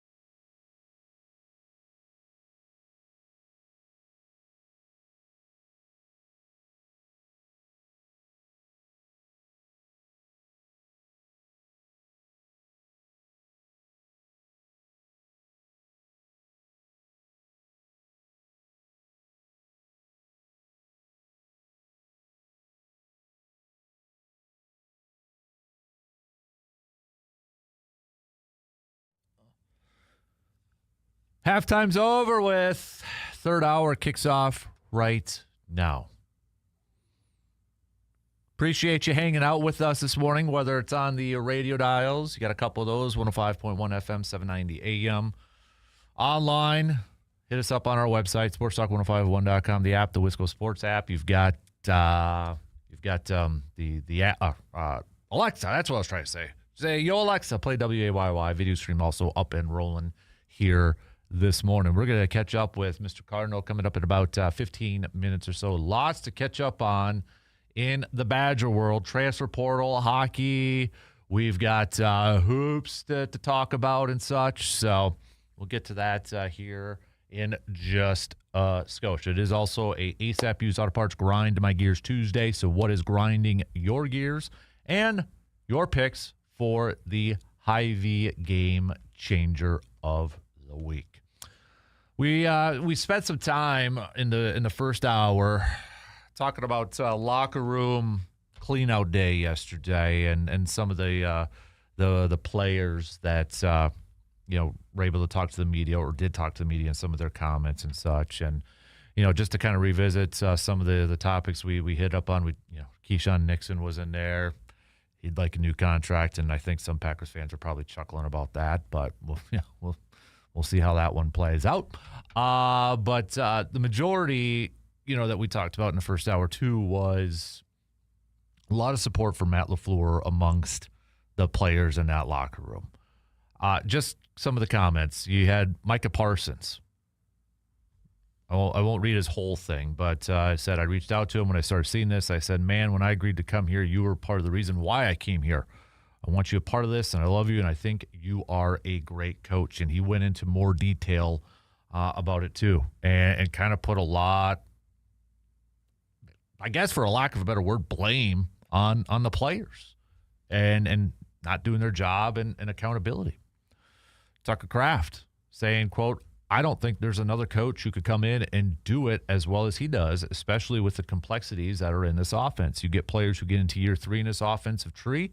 The offensive knowledge that we retain year after year, it's only getting better here. I think Matt's an outstanding head coach. There's no doubt in my mind that he will remain here as a Packer. I think a lot of that talk is pretty silly. Jaden Reed, quote, I think he belongs here, man. The past 3 years I've been here, I've been in the playoffs every year. He's created a winning atmosphere here. I think he's a great coach. Javon Bullard, I love Matt. I think he does a great job with this team. Cool coach. I don't have no problems with Matt, man. Just looking on the outside, people give him a hard time. But for us, he's our coach. He's our coach, and we wouldn't want nothing more than him to be here. Christian Watson, who, let's be fair, his dad has been very vocal on social media about Matt LaFleur. And not a good way. But Christian Watson saying, quote, I can speak for myself in terms of what he's meant to me, but he's definitely pushed me to be a lot better of a player. He's definitely a coach that I want to go out there and play for 100%. He's meant a lot to me. Obviously, he's given me a lot of my opportunities to do what I do as a player and as a man. And a lot of love and appreciation for Matt, for sure. Xavier McKinney, he's still a good blank coach. He's a player's coach. We all have a really good relationship with him. I think he still did a heck of a job. I'm cleaning up some of the words this year with us, with the team, despite the adversities that we faced throughout the year. So does it factor, does it change your thoughts a little bit on the whole LaFleur? Should he stay? Should he go? When you hear a lot of the players and leaders that we assume are the leaders of the team come out and support for LaFleur. And I get it. There's going to be some fans that say, well, what are they supposed to say? Of course they're going to say that. I don't know. I mean, look at what some of the Ravens players said about Harbaugh. They were pretty, generic. Kind of dodged the question a little bit. We've seen that in other instances, too. I think there's something there. And I think that's you have to factor that in. I mean, let's be real. their opinions, their thoughts mean a little bit more than us as fans.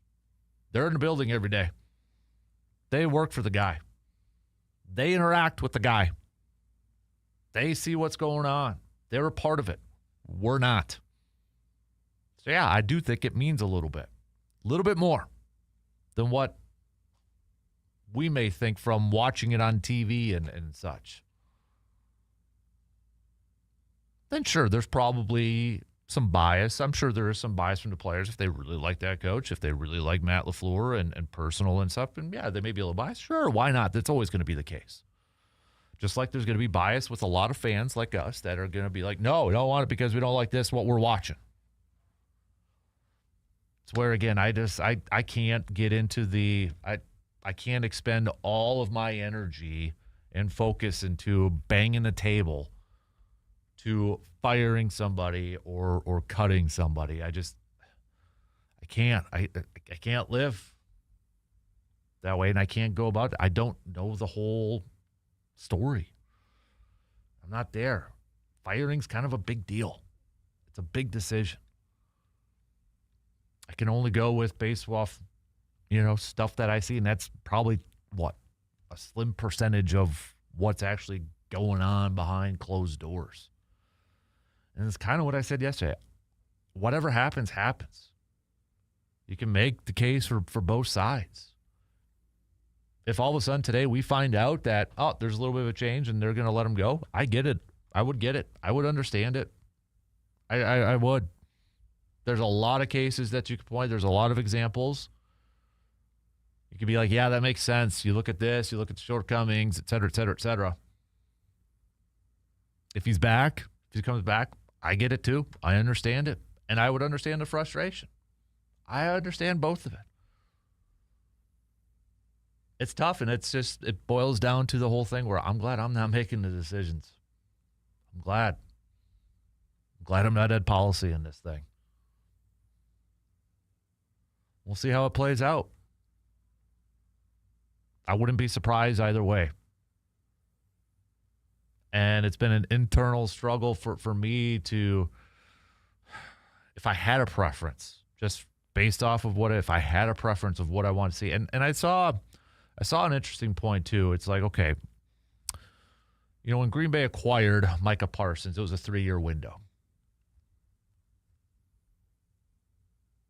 And you look at how the season transpired with the injuries and such. Are we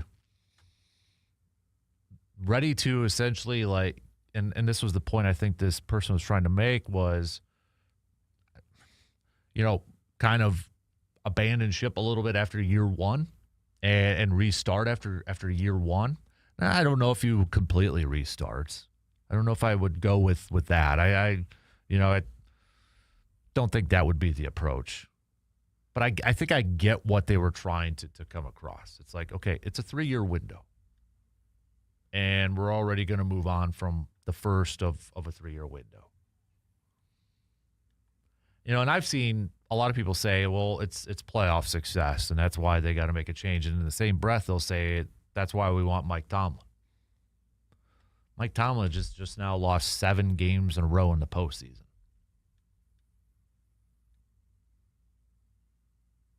So if you're talking playoff success, what other coach is available out there that would be an upgrade over LaFleur? I'm just playing devil's advocate here. What other, if you're using playoff success as a barometer here, is it Harbaugh? The last Super Bowl he won was in 2012, 13 years ago.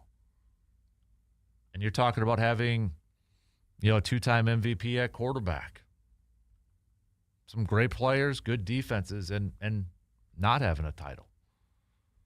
If you're talking about having playoff success and having a first-time head coach, we don't know if they'll have playoff success. But I get it. I understand. I agree. LaFleur and his teams definitely falling short in the postseason.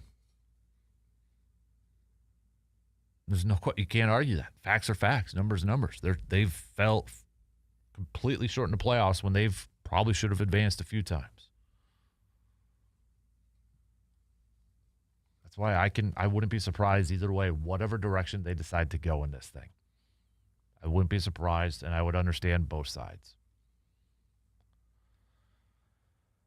Badger Hoops back in action tonight, taking on the Gophers, a pesky Gophers team. I mean, you look at they've gotten a couple nice wins on their belt. They beat Indiana earlier this season. When you kind of take a look at their schedule and their results so far, they're 10-6 on the season.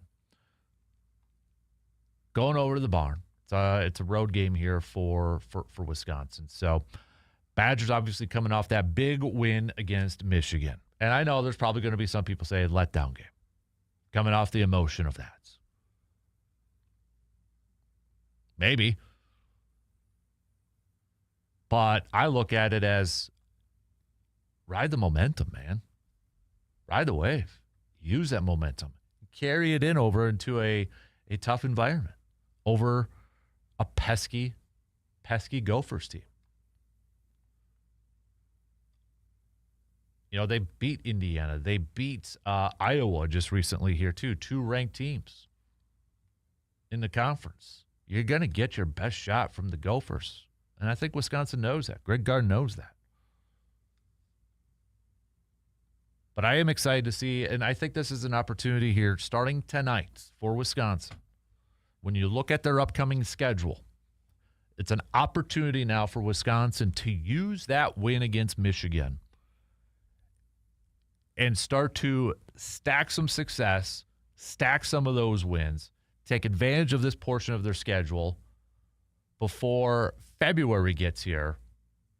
And you've got those stretch of games against Indiana, Illinois, Michigan State, Iowa's in there too. But you've got Minnesota, you've got Rutgers, you've got Penn State, you've got USC, you've got Minnesota again, you got Ohio State on there too. This is a chance, I think, for Wisconsin too. All right, let's stack up some wins now. Move up in our conference standings. Get into the closer to that 20-win benchmark. Gain more confidence before we have a tough finish to the season. We're not that far off when you look at it from a schedule standpoint. We're less than 2 months from the conclusion of the regular season.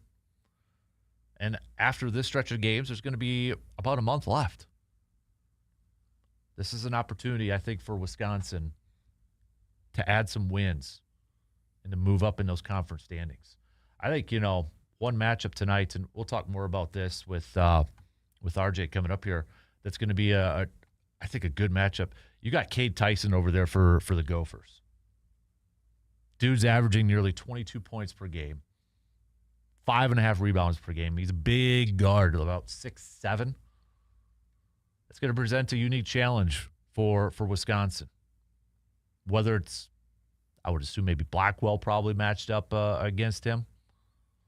But definitely, if you're watching that game, look for Cade Tyson in this one. That guy's a baller. And he's having a fantastic season so far. So, but let's talk some more Badgers. We've got hoops. We've got transfer portal news, all that good stuff with Mr. RJ Cardinal. We'll take a quick break, and we'll be right back in just a couple minutes.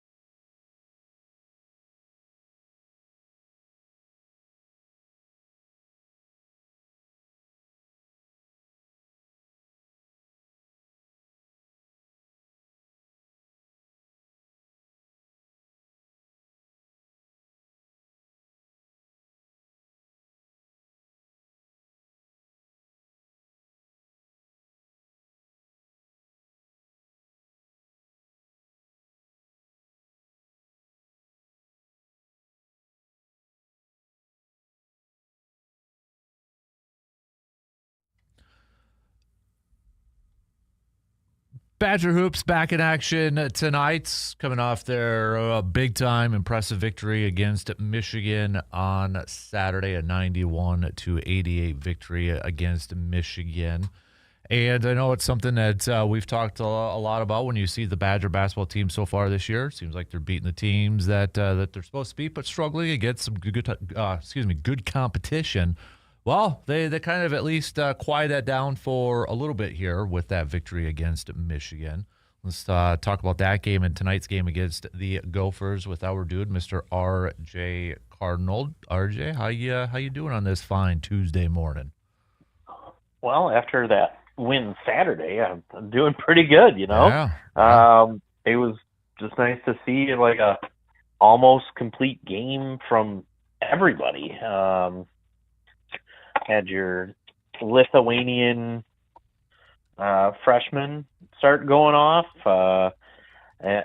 Nick Boyd, I think whatever attitude he kind of bring after the UCLA game when he said nobody's going to be pushing us around anymore. Mm-hmm. It looks like people might be taking on that mentality, so hopefully that can continue. But I mean, it's one of those. I think after the Purdue game, even Matt Painter said, you know, this is going to be what you get when you Wisconsin. You'll see what they're like when they're on, and you'll see what they're like when they're off. And you know, Saturday they were as a team on, so Yeah. it was really good to see. I know it's something that you've mentioned a few times too. You know, it's a team that kind of lives and dies by the three, but hit three was working for them. But also nice to see John Blackwell kind of have that bounce back game. I know, and that the end of the UCLA game, he kind of went on a run, and maybe that's what spearheaded this too. But like you said, it was. Mm-hmm. I mean, everybody really seemed to, the big three, and even some role players really contributing in this game. Yeah, it's just one of those. It was good to see. Like, it was kind of what we were thinking we'd see, rolling off of last year into what we saw last Saturday. And if that team can show up more often, we wouldn't have had all the losses that are on that record board right now. But I mean, still the losses that are there are not to teams that are looking like, you know, bottom feeders or anything like that. It's against good quality opponents. You just happen to get your first win a month and a half into the season against one of them, rather than have it go the other way, whether it's, you know, a blowout loss or an overtime loss to a quality opponent. You got the win in overtime, and I mean, looked pretty good doing it. So it's one of those, you can't really explain it, but they were on, and it shows the kind of talent that's on this basketball team. But the talent needs to be more consistent. Mm-hmm. Yeah. So looking at tonight's game against the Gophers, and you kind of look at their upcoming schedule as well, RJ, do you think this is a chance that, you know, coming off this win against Michigan, this big win against Michigan, is this a chance, is this an opportunity for Wisconsin to maybe look at this as a way to stack some wins? You got Minnesota, which I think is a pesky team because, I mean, they've coming off of a win against Iowa a couple games ago. Indiana, they've already beaten. But you got Rutgers, you got Penn State, you got USC, Minnesota again, and Ohio State before you get into February. Do you think this is an important stretch of games coming up here for Wisconsin because it's an opportunity for them to add some wins before that kind of final month of the regular season? Yeah, absolutely. I don't think in the Big Ten there's really something you can mark up as a win, but there are teams that you're perceived to be better than in these next six. So you want to see the kind of game we saw against Michigan. Don't let the opponent kind of dictate how you're going to be playing basketball. It can't be we're getting up for the big games and then go through the motions against the teams we're right around. Because for the most part, in terms of the Big Ten, at 11-5. I think Minnesota's just one more loss than us, so they're like 10-6 or something like that. But when you have that, I mean, you're not necessarily the class of the Big Ten right now, so you want to be able to have games against these teams where you can get inside. I mean, the way Michigan was playing and really leaving Wisconsin kind of open for threes, I don't think too many people are going to be doing that anymore. But you also have the capability where you have guys like Nick Boyd who like crashing the hoop and getting to the rim, and hopefully your big men too. But, I mean, it's been a few years since we've had that, where you can have a kind of game where people need to respect both aspects of your offense. But for that to happen, you really have to make your threes. And even though Wisconsin was making their threes, Michigan sagging a little bit really didn't make too much sense. But, I mean, if that's what they were going for, I mean, playing the percentages from what you've seen Wisconsin lately, I guess that was the right play. And ultimately, it was a one-possession game anyway, so maybe they did make the right call. But, yeah, these next 6, it has to be you definitely want a winning record. You can't go out of here even like 2-4 or anything like that. These are the type of games where before you get into back to ranked opponents or opponents that the national media has been saying are the diaper dandies, if you will, to steal a phrase, to be solid tournament teams, you have to even go better than 500 in these next 6 to help build something to get into February with a winning Big Ten record and be able to give yourself a shot at some upsets as you move forward and take on a couple of ranked teams before you kind of drop back into the next tier of teams in later February. So it's probably one of the more crucial stretches Wisconsin's had so far this season. And I mean, when you got those back-to-back losses with Nebraska and Villanova, probably your first real test right there outside of BYU. You need to take care of business and have a really good rest of January to even back up what you did on Saturday. Switching gears a little bit here, RJ, to football and such. And I know last week we talked quite a bit about transfer portal and some of the guys that Wisconsin was bringing in, and I know they've brought in a few more. I mean, they've got a wide receiver from Minnesota, Malachi Coleman, a bigger wide receiver, it seems like, coming over here too. So, I mean, since we last chatted last week, RJ, about the transfer portal and such, has there been any other guys, names, positions that you've kind of been like, oh, that's an intriguing what I think they brought in a running back from USC on there too, but I feel like every day we see another transfer portal commit coming over to Wisconsin football. Yeah, they brought in a running back, Brian Jackson, since we last talked. Like you said, Malachi Coleman, who in his career, 13 receptions, just over 200 yards and 1 touchdown, I believe.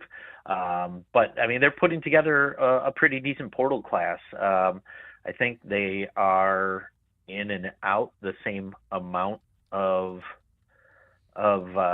players right now, because I think with Emilio Agard entered the transfer portal yesterday, which put it back to even, and I think that keeps Wisconsin at the 105 that's supposed to happen this year for roster size. But then as I'm reading stuff on all that, there's a lot of people who are uncertain whether that'll actually happen. So I really have no clue what's going on there with the roster limitations, but unlimited scholarships in that sense then too. So all 105, I guess, could have scholarships. But it's a really weird non-defined thing, because you can go somewhere and read that, yes, this is the strict limit that's coming this year, and then there's other people who are like, well, it's not technically all set in stone, so it could be, it might be. So that whole thing is a little weird too. But yeah, I think they're at 21 or 22 players in the coming in through the transfer portal right now, and you have like Eugene Hilton Jr. Decided to come back, so that was a plus. I think part of that was Wisconsin kind of missed on some of the wide receiver targets in the portal they were going after. Then you realized you had a talented wide receiver who all he wanted to do was be treated like a number one. And I think he went around and found out other places weren't going to treat him like that. Then you had Wisconsin get Colton Joseph. So at least on paper right now, you have a quarterback that can get Eugene Hilton Jr. the ball. And I'm assuming he got a nice payday with that coming back there. And so your receiver room's a little more built up. Your cornerback rooms is a little more built up. Could be why Emilio Agar decided to enter the transfer portal, wondering why all these guys are coming in if I'm still here. But I mean, I think we still kind of know the secondary was probably one of the bigger weaknesses on the defense this year. And actually, we'll just say it was the biggest weakness this year. We brought in a couple of D linemen that looking like they're going to be good. Another quarterback from Louisville is coming in. Deuce. I forgot Deuce's last name. You had Carter Smith. I can't remember when we talked last week if he had already. I was just going to bring re-signed to stay. So I mean that's good there.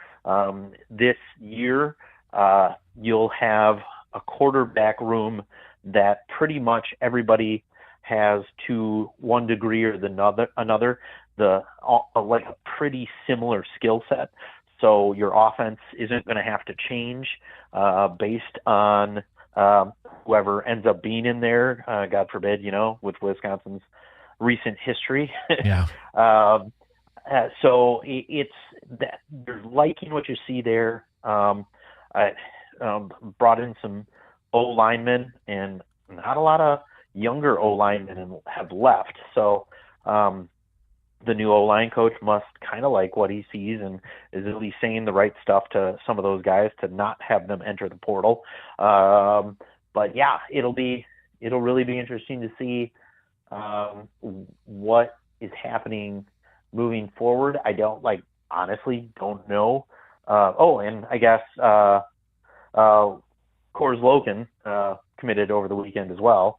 So that's a 4-star in-state tight end who decided to pick Wisconsin and said, and the staff's really going in on we were badly injured and it was a difficult schedule last year. And I mean, to a T, some of these guys coming in are repeating the same exact thing. They had a really difficult schedule. There was injuries all over the place that led to some guys who weren't ready to playing last year and getting some experience there.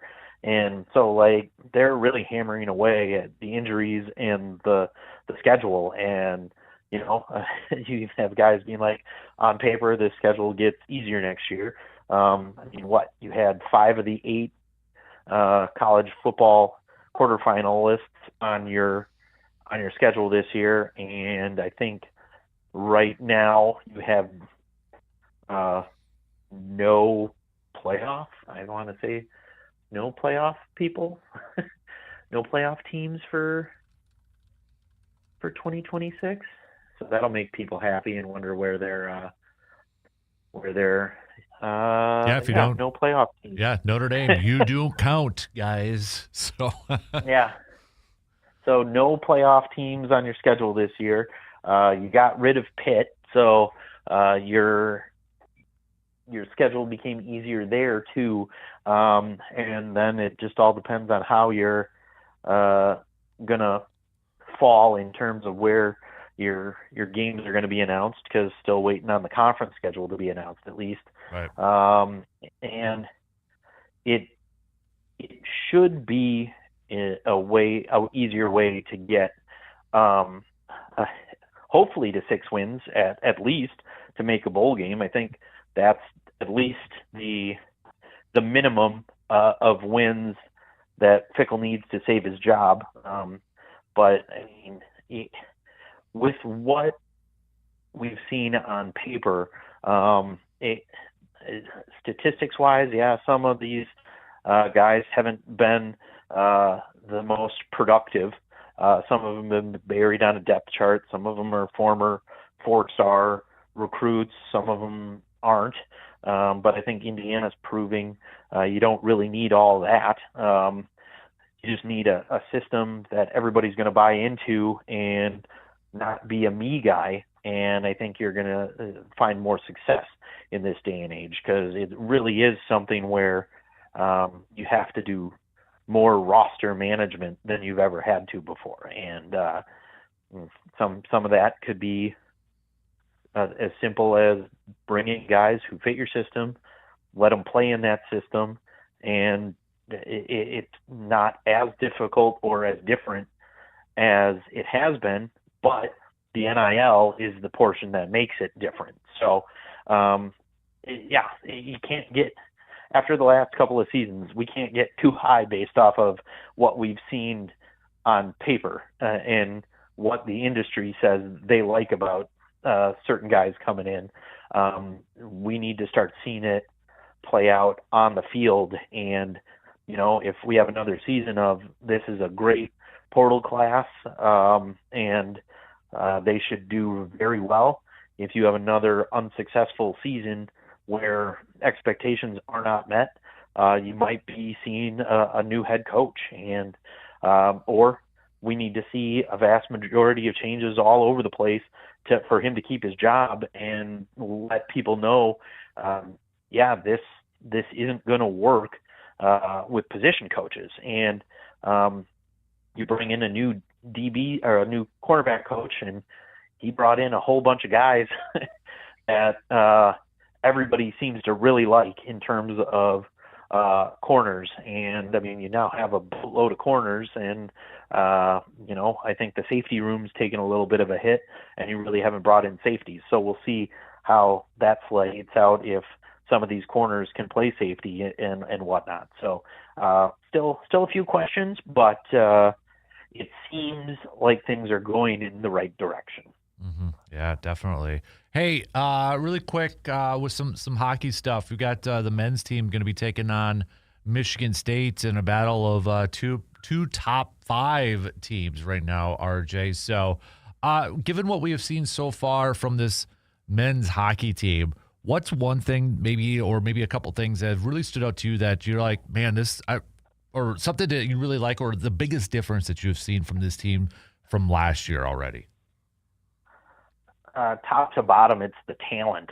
Some of the guys that came in either as freshmen or transfers with Hastings seem to be hitting their stride. I think the transfers that came in with him from Minnesota State, I think 2 of the 3 are still here. One was a grad transfer, but Simon Tassi and Fitzgerald, I think, are still being good producers. And some of the freshmen that came in are now developing.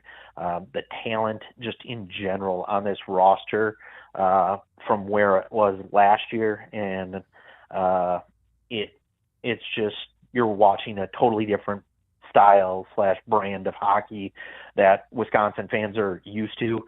And now going to games, the first 2 bowls are filled. So hopefully with this continued success, we'll get back to having the 3rd bowl at the Kohl Center filled. And because even when I went to the Minnesota game last month, even with the Gophers in town, and granted the Gophers are having a down year this year, but there wasn't anybody in the third deck at the Kohl Center, and that's a rarity. Even when Wisconsin was down, people just don't like the Gophers that much in hockey, so you'd get a lot of Gopher and Badger fans, and that place would be packed. So hopefully keep stacking these wins, get a home playoff game in the Big Ten, or is that even a thing anymore? I forget if they changed the format.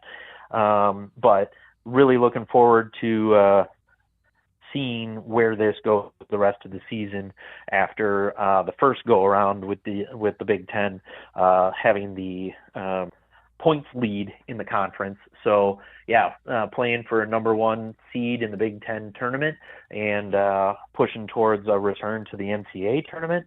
And yeah, really liking what I'm seeing out of the Badgers this year. It's been a total flip from last year and some previous seasons, minus the one in Hastings' first year where he made the NCAA tournament. So right. Yeah, really liking what I'm seeing there. And then on the women's side here, they're coming off of a win against Minnesota Duluth, tied in first one, splitting it. Now they got St. Thomas coming up here and such. But I mean, it's still just, it feels like it's business as usual for Mark Johnson's team. Yeah, that's one we don't have to really. We'll check in on them in March, I guess. Yeah.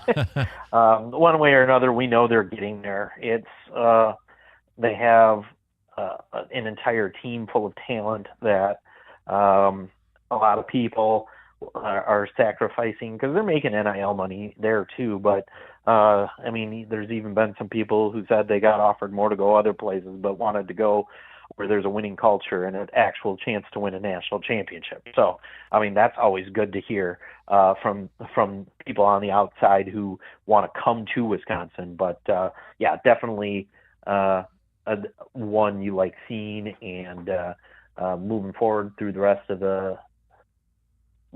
the year here. Hopefully, more just sweeps rather than ties and wins or even losses, but like we've talked about for the past few years now. Yeah, we'll check in when it's the Frozen Four, I guess. Right. All right, RJ. Hey, before I let you go, I gotta ask you your pick for the national championship, Miami, Indiana. How do you see this one playing out? It's hard not to pick Indiana. The way they've just been dismantling teams in this playoff is ridiculous. Now, Miami says they have all the talent in the world and all that, but I mean, even against some of these teams, it's looked like a struggle for them. I'm not sure they've seen an O-line like Indiana has. Maybe they could be a little more athletic than Indiana when Miami's on the offensive side of the ball, but this Indiana defense seems to be able to play up to whatever competition it's going up against in terms of a fast team like Oregon. They were able to contain them. They were able to contain a perceived higher class team in Alabama, and just in general, like what their points, their plus minus in points was like 400 and some odd this year. I mean, their closest win was outside of Ohio State in the championship game, was a 7-point win over Old Dominion. And hey, Badgers just picked up his quarterback. Good. I mean, yeah. So if we play Indiana in the Big Ten championship game last year, we got a guy who at least has some experience on going up against them and making it look like game. So that's a plus. But yeah, I'm really liking Indiana, which is really weird to say in this day and age. Yep. But yeah, I'm gonna pick the Big Ten for a three-peat this year. All right, I like it, dude. Hey, appreciate the time. Good stuff as always, man. Enjoy the rest of the week, and hey, we'll catch up with you the day after that outcome and talk a little bit about that. So looking forward to that, sir. Sounds good. We will talk to you then. You got it. There you go. RJ Cardinal. Good stuff with our man, RJ Cardinal, as always this morning. Hey, we got to take a really quick break here, so let's go ahead and do that. We'll be right back after these quick words.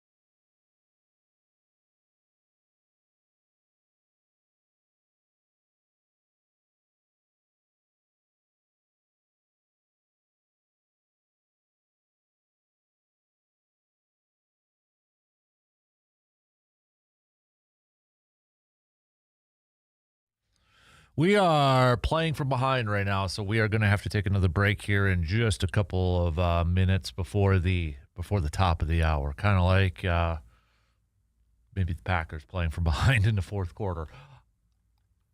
I know we had a caller yesterday. Trying to refresh my memory. I believe it was Dan. So, Dan, if you're still listening, Dan yesterday had called in and, kind of talked about, hey, what about, nobody's really talking about the defense and such, and kind of looking at how they performed down the stretch. Yes, no Micah Parsons. Yes, no Devontae Wyatt in that. We had another listener, Jake, send this over too. You look at the defensive fourth quarter numbers for the Green and Gold.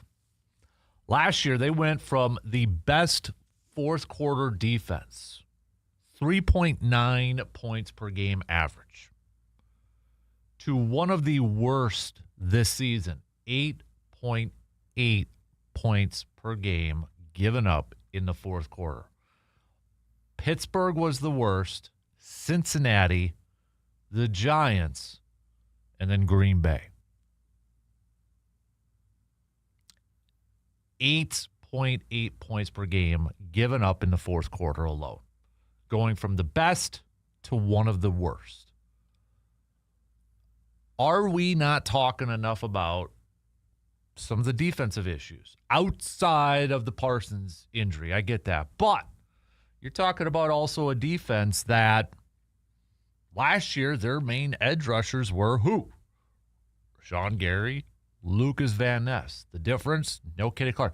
Was Kenny Clark that big of a factor, that big of a loss for this team? Kenny Clark was a guy that a lot of fans last year, too, were kind of grinding their gears about and upset about.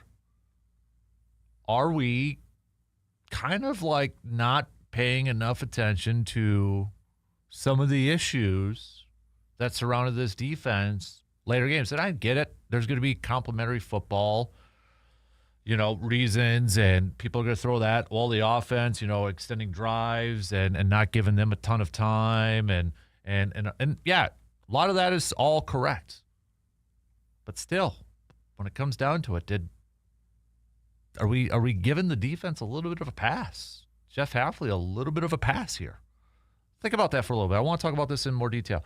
But like I said, we got to take another really quick break here as we start to wrap up this third hour, final hour. Fourth quarter coming up in just a little bit.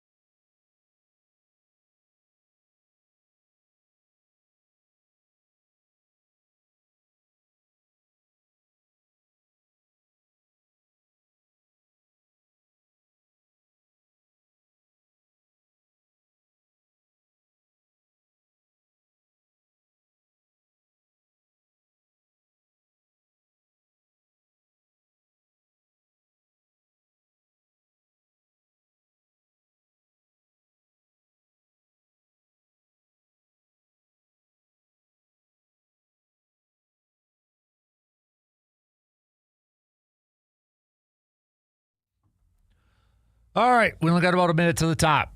So final hour, final quarter coming up here. Let's reset everything. Give me your ASAP Use Auto Parts Grind My Gears Tuesday nuggets. Also, give me your Hy-Vee game changers. Who were the game, or what was the plays? Who were the players that changed the game, had the outcome of a game? Again, it doesn't have to be the best player. It doesn't have to be the best play. It doesn't have to be something that shows up in the highlights. But you're like, man, that changed the outcome, or that changed the flow of the game. Send those to me in the final hour. Question I threw out just a couple minutes ago before we took a break, I'll throw it out there again. Are we giving a pass to Jeff Hafley, the defensive performance down the stretch here, going from the top defense in fourth quarter scoring last year to the fourth worst this year? There's a lot to digest with that. And I want to go through it coming up here in the final hour. So 3 in, 1 more to go. We got news updates, and we'll be back to kick off the final quarter after these quick words.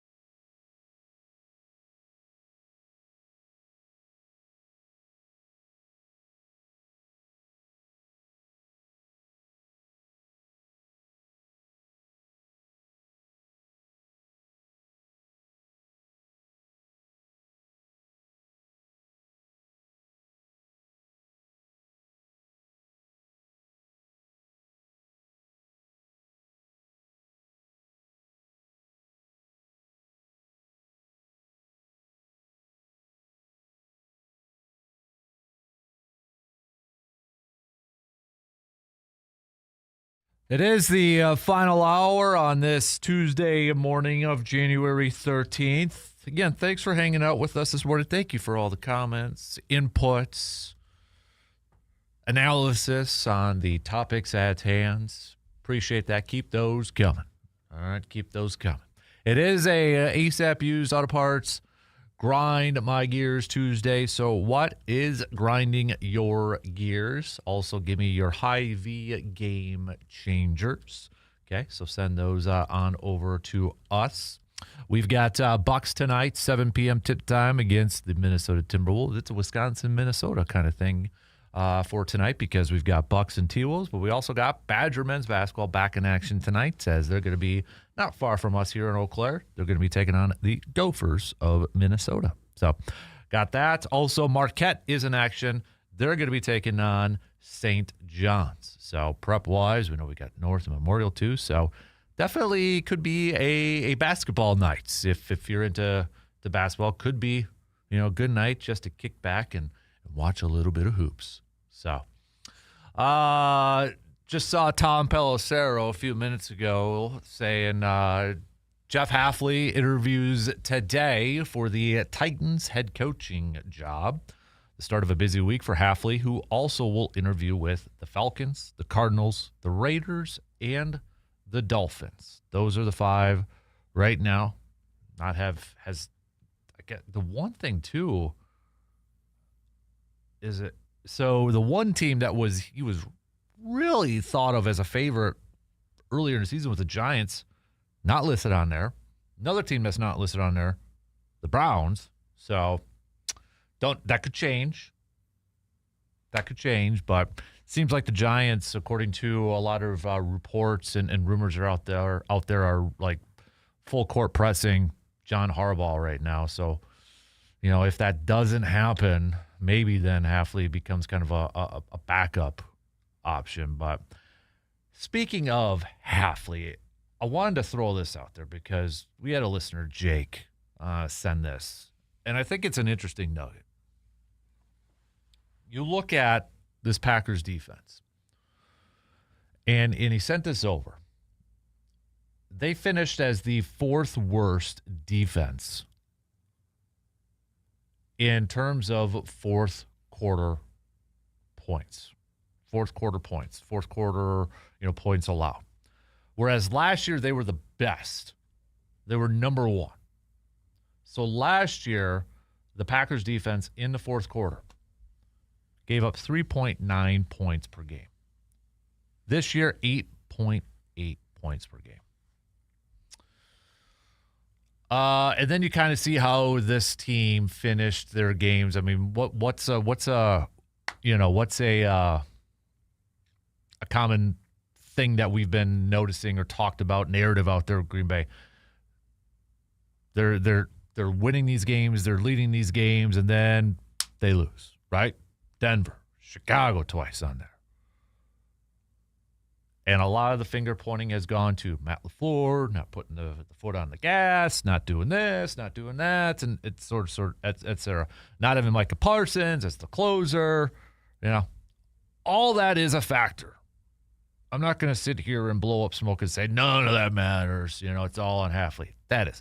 You could say the offense, shorter drives, asking their defense to go out there and, do this, and after just taking a 3-snap break and then going out there again after they've been on the field for 8 minutes, that all factors into it. There is no question. But I got to ask this because I want to get your opinion on it. Does Hafley, does the defense, do you think they're getting a little bit of a pass? Do you think they're getting kind of like, maybe not enough, lack of a better word, blame, critique, criticism? Because that's a damning number, 8.8 compared to 3.9. And again, there's a lot of factors into it, okay? I don't want to just necessarily box score scout this thing and say, what the heck, the defense is awful. It does. The offense relates to it with complementary football, having those short drives and asking your gas defense to go out there again. That absolutely does factor into it. Not having Micah Parsons out there factors into it too. The counter to that, though, is, you look at last year, it's like, well, they didn't have Micah Parsons. It was Rashawn Gary and Lucas Van Ness, which, they still had. Van Ness missed some time, but the big difference was what? No Kenny Clark. So Kenny Clark, though, too, was a lightning rod of a topic last year for Packers fans because he's like, where's Kenny Clark? Why isn't Kenny Clark dominating? Why isn't he doing this? Was he that big of a factor? What are we missing here? So what's going on? I don't think it's just one thing. It's all of that. But I do think there's got to be a little bit of at least some sort of critique and criticism for how the defense played too. I mean, you just don't give up 25 points in the fourth quarter on Saturday night and blame it all on the offense. And blame it all on the quarterback or whatever.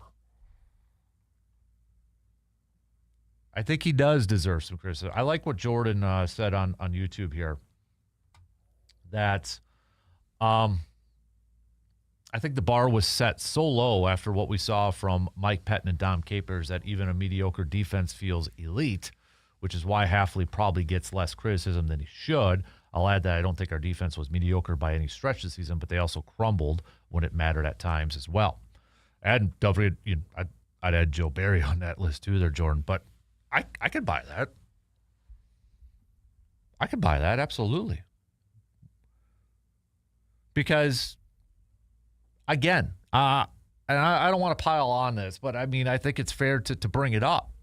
But, when we're watching that game on Sunday and we're in the fourth quarter and, Chicago's getting some momentum in offense, raise your hand if you had the confidence in the defense that they were going to stop them.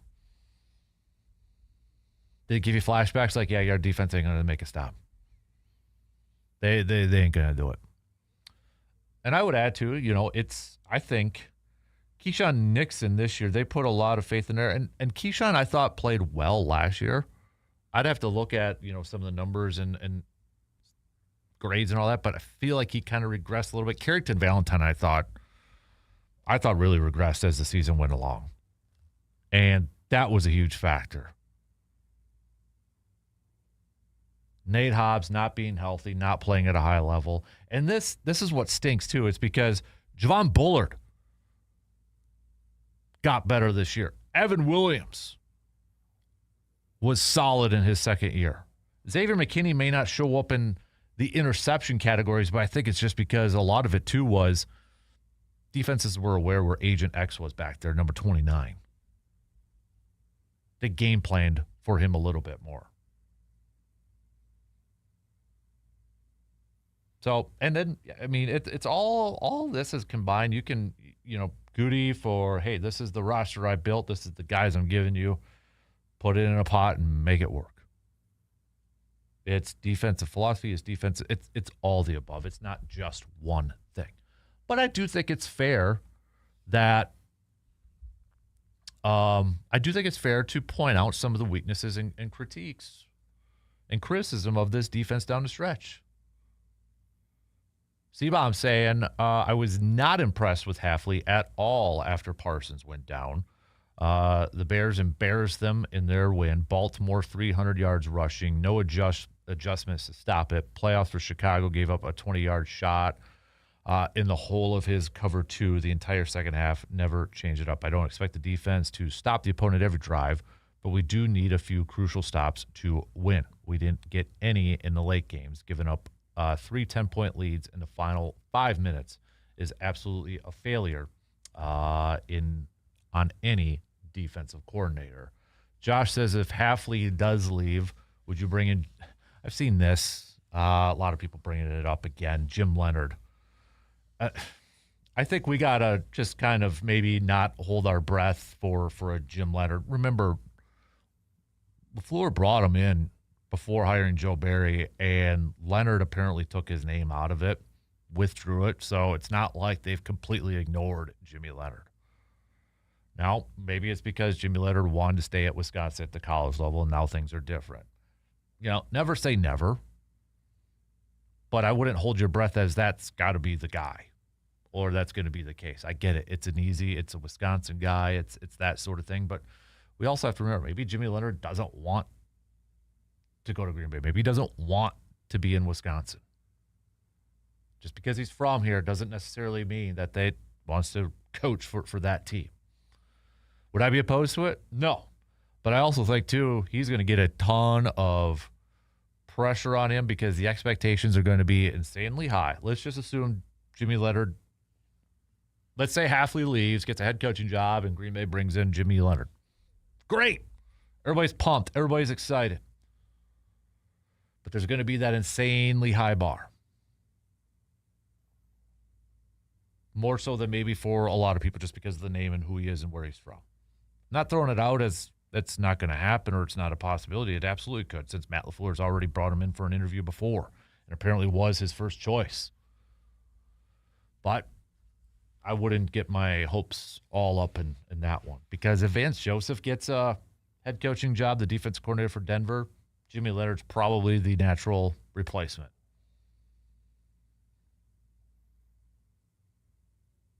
And there's going to be other options out there. I mean, remember the name Raheem Morris. That's going to be an option. There's going to be others out there too. So definitely going to be, I know we keep kind of saying this, but a very unique offseason with coaches, position coaches, coordinators, players, all that. Let's talk some more about this, all right? We've got player comments from the locker room yesterday. Kraft talking about his injury. Micah talking about his injury recovery. Also, Devontae Wyatt, Zach Tom. We'll get updates on those guys coming up here too. So we'll take a quick break. We'll be back with more coming up after these quick words.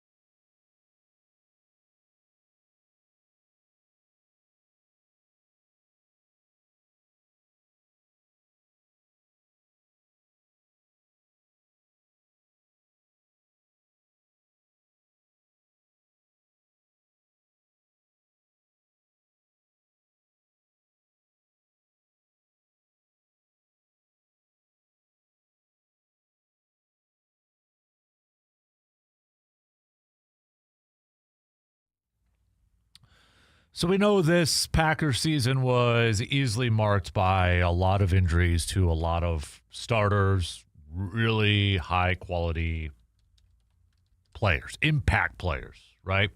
So there's going to be a lot of question marks when some of these guys are going to be able to return, like a Micah Parsons, like a Tucker Kraft. Micah Parsons yesterday talking to the media in the locker room with locker room clean out and such, giving a little bit of an update with his recovery from his torn ACL. Said that he doesn't think that he will begin the season on injured reserve. He said he'd like to play by week 1, but he kind of, earlier on too, when that injury happened, remember, he, said September, given the illusion that he's going to be ready to go week 1. He kind of stepped back a little bit from that yesterday and said that, probably more than likely it's going to be week 3, week 4. Tucker Kraft, he feels like he's going to be ready come week 1. Now, Tucker Kraft had a little bit more going on, it sounds like. He said it was a clean ACL, a little bit of a meniscus tear, so they shaved that, and had a little bit of an LCL injury. But he said week 1 will be 10 months after surgery. So kind of gave the impression, too, he feels like he is going to be ready to go come week 1. He said, these athletes, and this is going to be a question I'll have for Dr. Crow when we get Dr. Crow on for our Inside the Training Room segment on Friday. But you hear a lot of these guys say, hey, it's going to ahead of schedule. Micah said it. He's ahead of schedule. Tucker Kraft said he's ahead of schedule. Didn't want to say much more than that. Said Packers usually require 9 months recovery. Kraft said he'll be at 10 months week 1. So Devontae Wyatt, a very kind of a gruesome injury with him, as we know too. So kind of a little bit unknown up in here. Zach Tom. So if everybody's wondering what happened with Zach Tom, because he was practicing, felt like he was going to be able to give it a go. Matt LaFleur kind of indicated he thought it was going to be able to go for this playoff game, and then he didn't practice that final practice, and just saying they were going to give him the day off, and we'll see. Apparently he did have a slight tear to the PCL, and it sounds like he is going to have surgery on that, and that's about a 6-month recovery, I think, is what they said here. Yeah, torn patellar tendon. So torn patellar tendon, partially torn patellar tendon.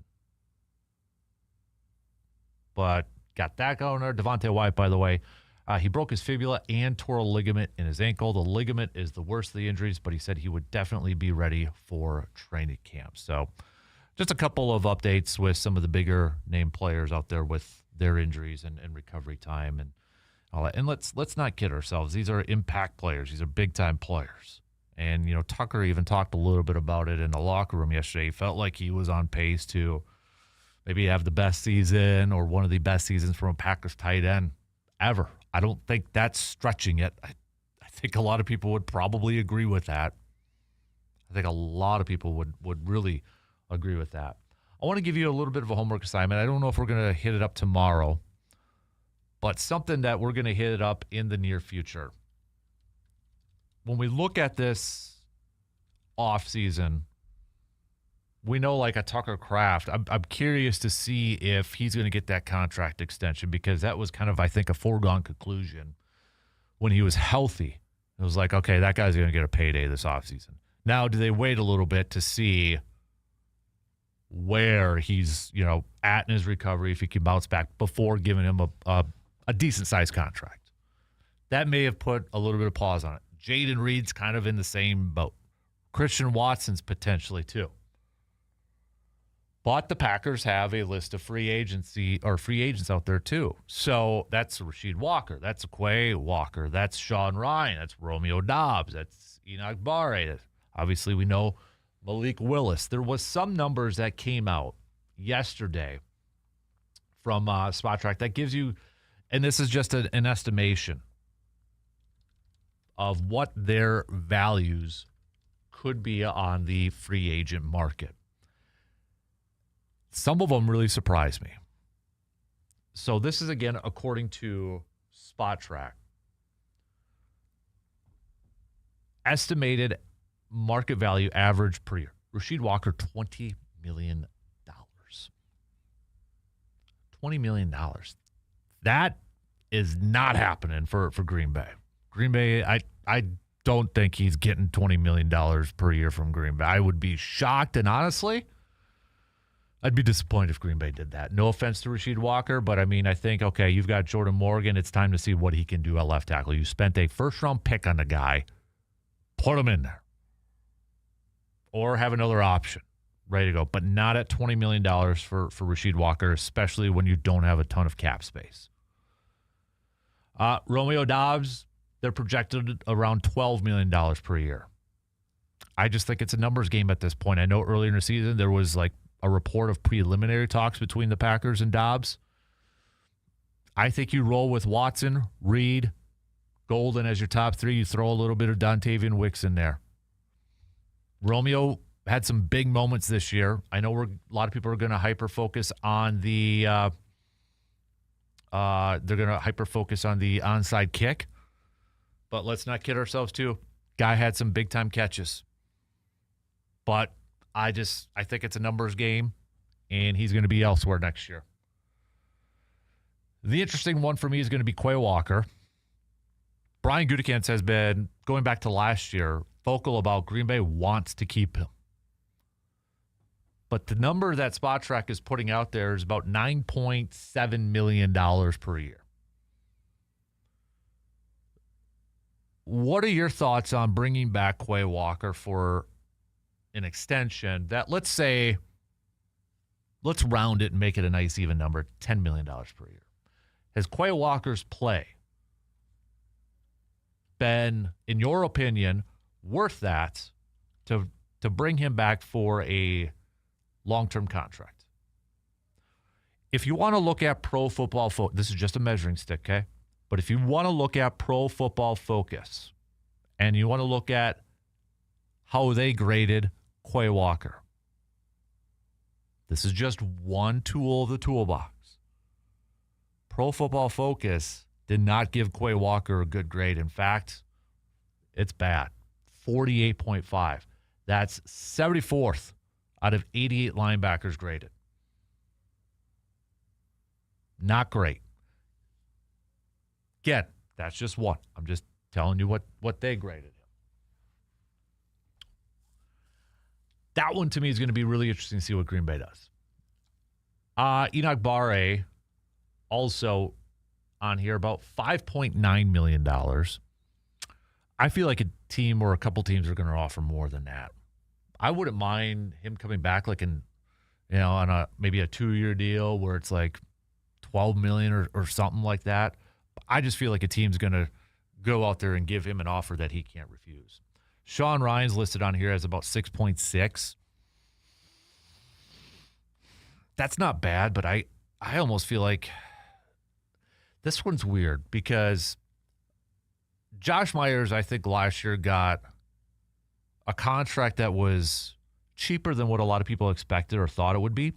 But then the year before, John Runyon got like $10 million from the Giants.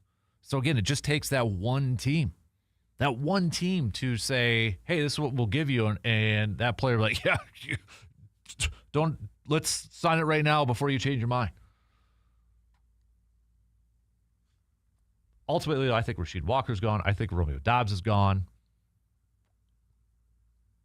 Malik Willis, I think, is gone. They got it here, $10.5 million for Malik. I can see that as a backup, but I wonder if somebody's going to give him more to try to compete for a starter. Rasheed's gone. Romeo's gone. Malik's gone. I don't know about Quay. Numbers depend on Sean Ryan and Enoch Barre. But the homework assignment I want to give you is, you're the general manager.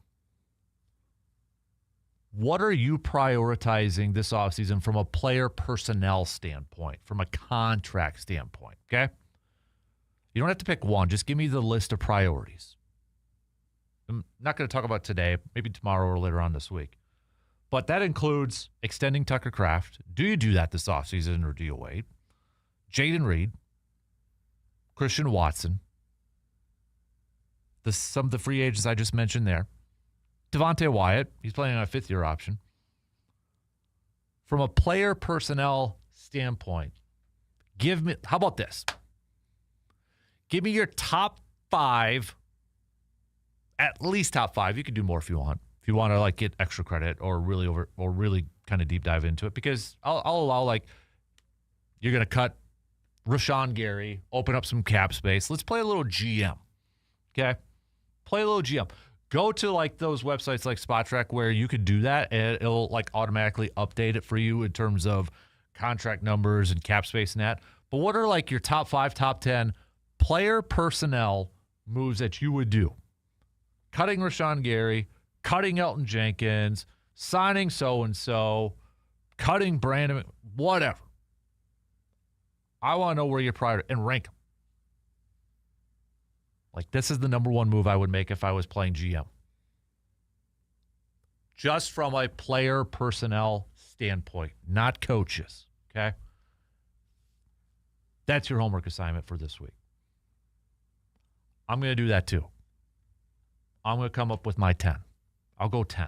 My top 10 in order, 1 through 10. All right, let's take a quick break. Plenty more to get to, though. We'll be back after these quick words.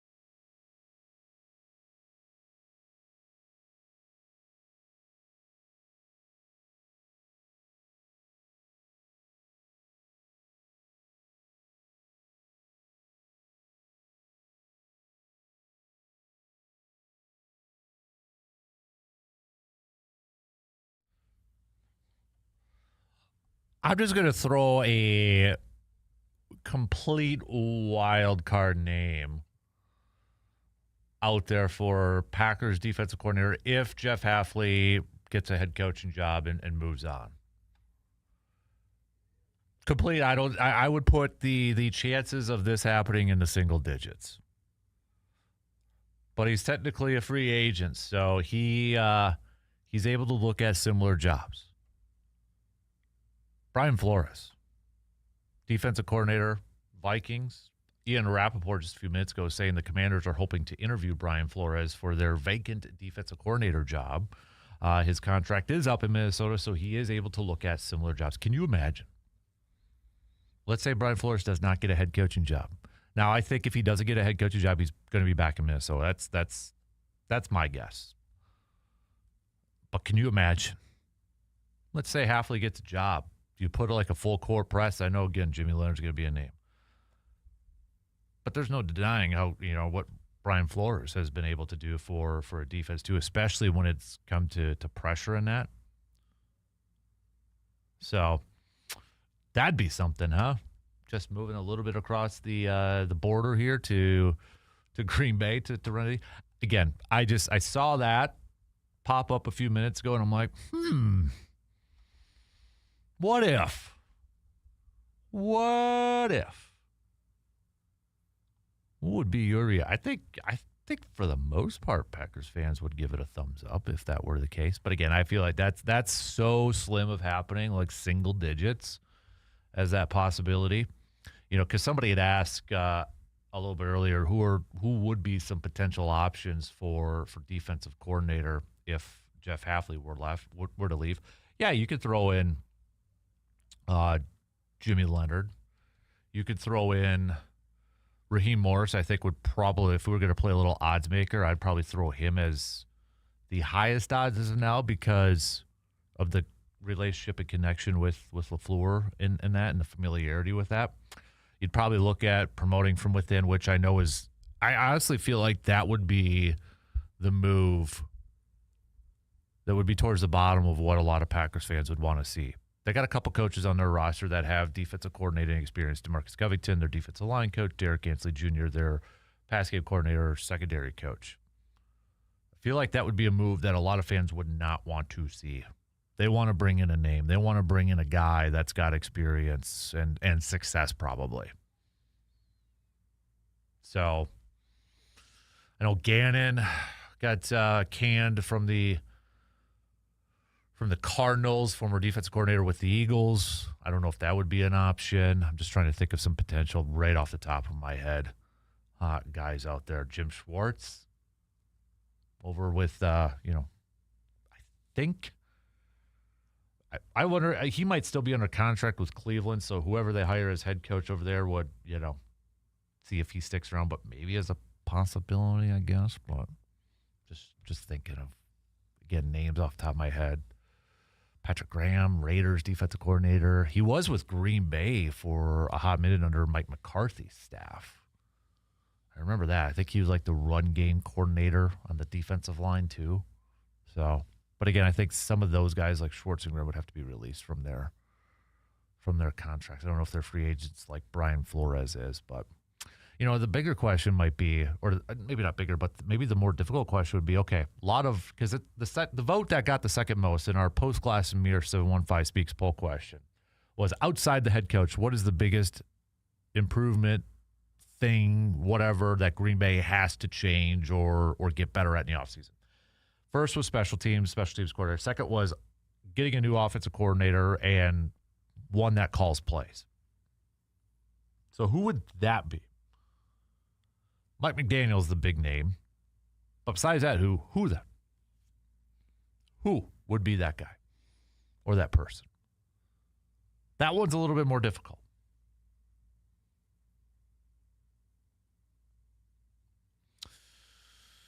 You got like a Todd Monken, Baltimore offensive coordinator. You've got Cliff Kingsbury.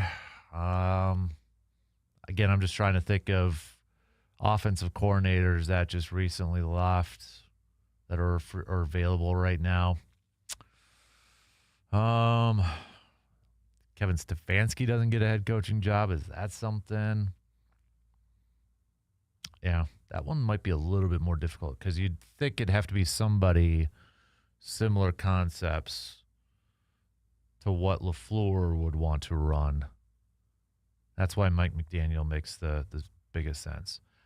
I talked a little bit about this at the beginning, but when it comes to assuming Matt LaFleur is back, I was watching a little bit of a clip, and it was Matt Nagy, former Bears head coach, now up for his name's popular in the head coaching cycle right now. It seems like he's one of the favorites for potentially like the Tennessee job, and I think he interviewed with Baltimore too on that. But there was a clip, and I believe the context was there was some like feedback. I think it might have been with some people from Chicago or players or coworker or whatever. But it was kind of like some, feedback after his performance with Chicago and such. And one of them was, needs to delegate better. And Nagy was reading where these were getting read off to him, and he agreed with that. Like, if he ever got another opportunity, was to delegate better, like not take so much on. And honestly, I hope that is something LaFleur looks at and seriously considers doing. Because I look at the situation right now that he's in. Nathaniel Hackett's helping, and I get it, it's more from a defensive side, giving an offensive input from it. But I would imagine he's probably also given some offensive tips. You've got Luke Getsy. You've got your offensive coordinator. There's been a lot of voices in the offensive side. Yet LaFleur is the play caller. He's the one calling plays. He's the one on the bench going through the tablet when the defense is getting set to go on the field and that. It just feels like this is just me watching. It could be completely different, but just from my perspective, maybe it seems like he's trying to do too much. And a lot of us have been in that similar situation. I've done it. A lot of you have probably done it. You're in a position, whether it's your job or something like that, or maybe you're coaching, and it's like, okay, I want to do it my way. I just trust myself more than anybody. Like maybe it's a little bit of a trust issue, or maybe it's just like I can't let go. I got to have my hands on it. I don't want to open that door for somebody else because then maybe that they get all the credit. I'm not saying that's what LaFleur is, but you know what I mean. Or another example is like, hey, you're back in school, you got a group project. You're that person that wants to do it all because that's just the way you're built, and maybe you want to make sure you get that good grade. Maybe you're not trusting anybody else or something like. We've all been in some similar situations, and I get it. It's tough to let go. It's tough to give up some of the responsibilities. Maybe it's just because, hey, this is the best part. I love doing this stuff. I love doing that. But it becomes too much at times. And I feel like that's something LaFleur going forward has to seriously consider, maybe delegating a little bit more. And maybe that is giving up play calling. And maybe that is like, hey, yeah, you're looking at that tablet, you're looking at that, but you know what? Maybe you'd be better served overall as the head coach if somebody else was looking at that tablet and figuring out what to call next, like the play caller. Maybe surrounding yourself with more talented coaches, or just empowering your assistants more and your coaches more. And if you don't have that trust within your assistants, maybe it's time to look for other ones where you do have that trust. I feel like that would be a step in the right direction for LaFleur going forward, is maybe taking some of that off and giving those responsibilities to your coordinators and to your other coaches. Because it feels like they've got a lot of voices in that offensive room. But it also still feels like LaFleur is trying to do a lot. And it's tough, and it's just, Mike McCarthy tried doing it and didn't even last a year and took it back. Play calling. So for some people, it's tough. It's hard. But I wonder if this is the best thing for him going forward. And sometimes, for some people, like in Matt Nagy's case, it took him, he got fired and had to go team up with Andy Reid in Kansas City, back in Kansas City. Kind of took him that to sit back and yep, that's what I got to do. And you think about it, Andy Reid, yeah, he calls plays too, but he really seems, from all accounts on the offense side, delegates a lot.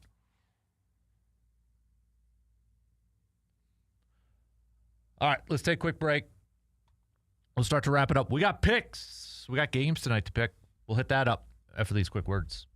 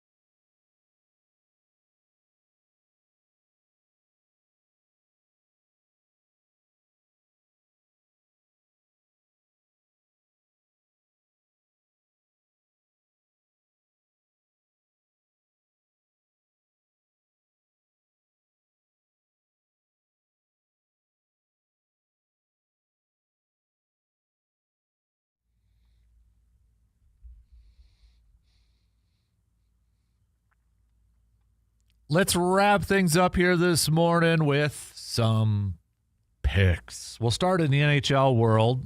Starting to lose the voice a little bit. Vancouver taking on Ottawa. I'm going to go with Ottawa tonight. Tampa Bay at Pittsburgh. Give me the Lightning. We'll go Montreal, Washington. Give me the Caps. Calgary, Columbus. I'll go with the Blue Jackets. Detroit taking on Boston. I'll go with Detroit. Carolina taking on the Blues of St. Louis. I'll go Carolina. Edmonton at Nashville. Got to go Edmonton. Islanders and Winnipeg. Going to go with Winnipeg. Toronto at Utah. Got to go Utah. Dallas, Anaheim. Come on. Going to go with the Ducks for that one. NBA schedule. We've got Phoenix at Miami.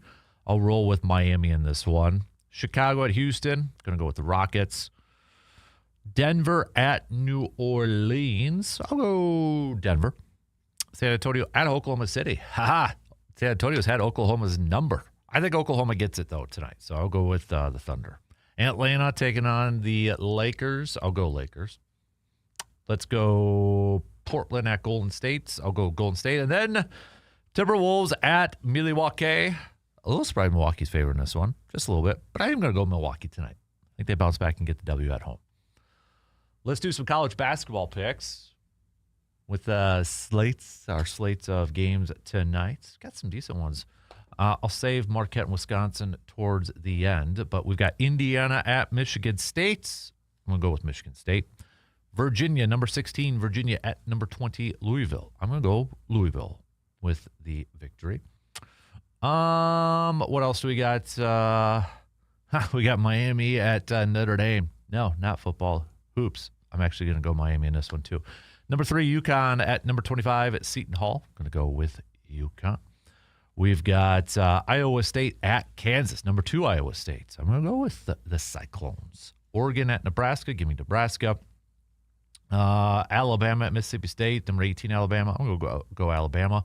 Number 19 Florida at Oklahoma. I will go with the Gators. Marquette at St. John's at Madison Square Garden. I'm going to go with St. John's. And then Wisconsin at Minnesota. Wisconsin favored by just 1.5 in this one. Again, it's a pesky Gophers team. You got Tyson over there from the Gophers, who's having a fantastic season, shooting a little over 50% from the field, big guard. I do think Wisconsin edges them out, though. I'm going to go with the Badgers over the Gophers tonight. So, again, a reminder, you can tune in to that Bucks game right here on the radio dials, 105.1 FM, 790 AM. Coverage will begin at about 6:30 tonight. All right. So, big thanks again. Tip of the cap to all of you for your calls, your texts, your comments on the stream, all that fun stuff. Big thanks to that. Big thanks to everybody who's commenting on the Facebook post for our the question I'm going to throw up in a podcast. If you haven't, hit me up on Facebook, facebook.com/Dan Kasper Sports. Comment on there. The most random player you were a fan of. Okay, I'm not looking for your team's all-time greats. I'm not looking for Hall of Famers. Okay, we're all fans of those guys and gals. But who is like the most random? Like the player when as soon as somebody says their name, like, oh yeah, I forgot about them. Or you're like, who? And then you got to Google it and you're like, oh, I vaguely remember, like, oh yeah, now I remember that person. Like we all had one, right? We always had like just this random favorite player. Again, wasn't the best, wouldn't be considered a one of the best players of all time or even in their team's history. But maybe they played for a couple of years or a few years, and it's like, some reason I was just a fan of that player. I got a couple, and we got a good list over there. Doesn't even have to be on your favorite team. It could be from maybe you just like a lot of my examples when I was a kid. It'd be like collecting cards. And for whatever reason, I was like, maybe it's because I had a few of them, or maybe it was like a cool one, and I instantly was like, okay, I'm going to be a fan of that one. Mario Bates was one of them. Does anybody remember Mario Bates, the running back? Saints. I think he was with the Cardinals too. But I think it's just because I had a few sweet cards of Mario Bates. I'm like, oh, I'm going to be a Mario Bates fan. Yeah. But I got a couple other ones. Daryl Armstrong, the Energizer Bunny for the Orlando Magic. Loved that guy. I started collecting his cards too. I remember one time as a kid, there was a card store in Eau Claire when I was a kid. I was in a strip mall. but I remember going in there and buying like Daryl Armstrong cards for like 15 cents or 20 cents. I think that guy was like, do you know who this person is? Like, are you serious? Like, oh yeah, Daryl Armstrong, man. Energizer Bunny, dude. So, again, go on Facebook. Make your picks over there. Good list going so far. All right, shot clock's going to cut me off. We're already halfway through the week. Coming up tomorrow. So tomorrow, again, don't forget, it's a Wednesday. We're going to do a little whiteboard Wednesday. It's also an Am I Wrong Wednesday. Am I wrong? Think of your sports statements. Throw them out there and say, am I wrong? Have a good rest of your day. Again, big thanks for hanging out with us this morning. Let's do it again tomorrow morning, all right? Same place, same time, 6 a.m. Get the coffee brewing. All right, later we get on in the week, maybe a little bit more tired you get. I'm probably going to have to be up to 4 cups tomorrow. So get her going. See you then.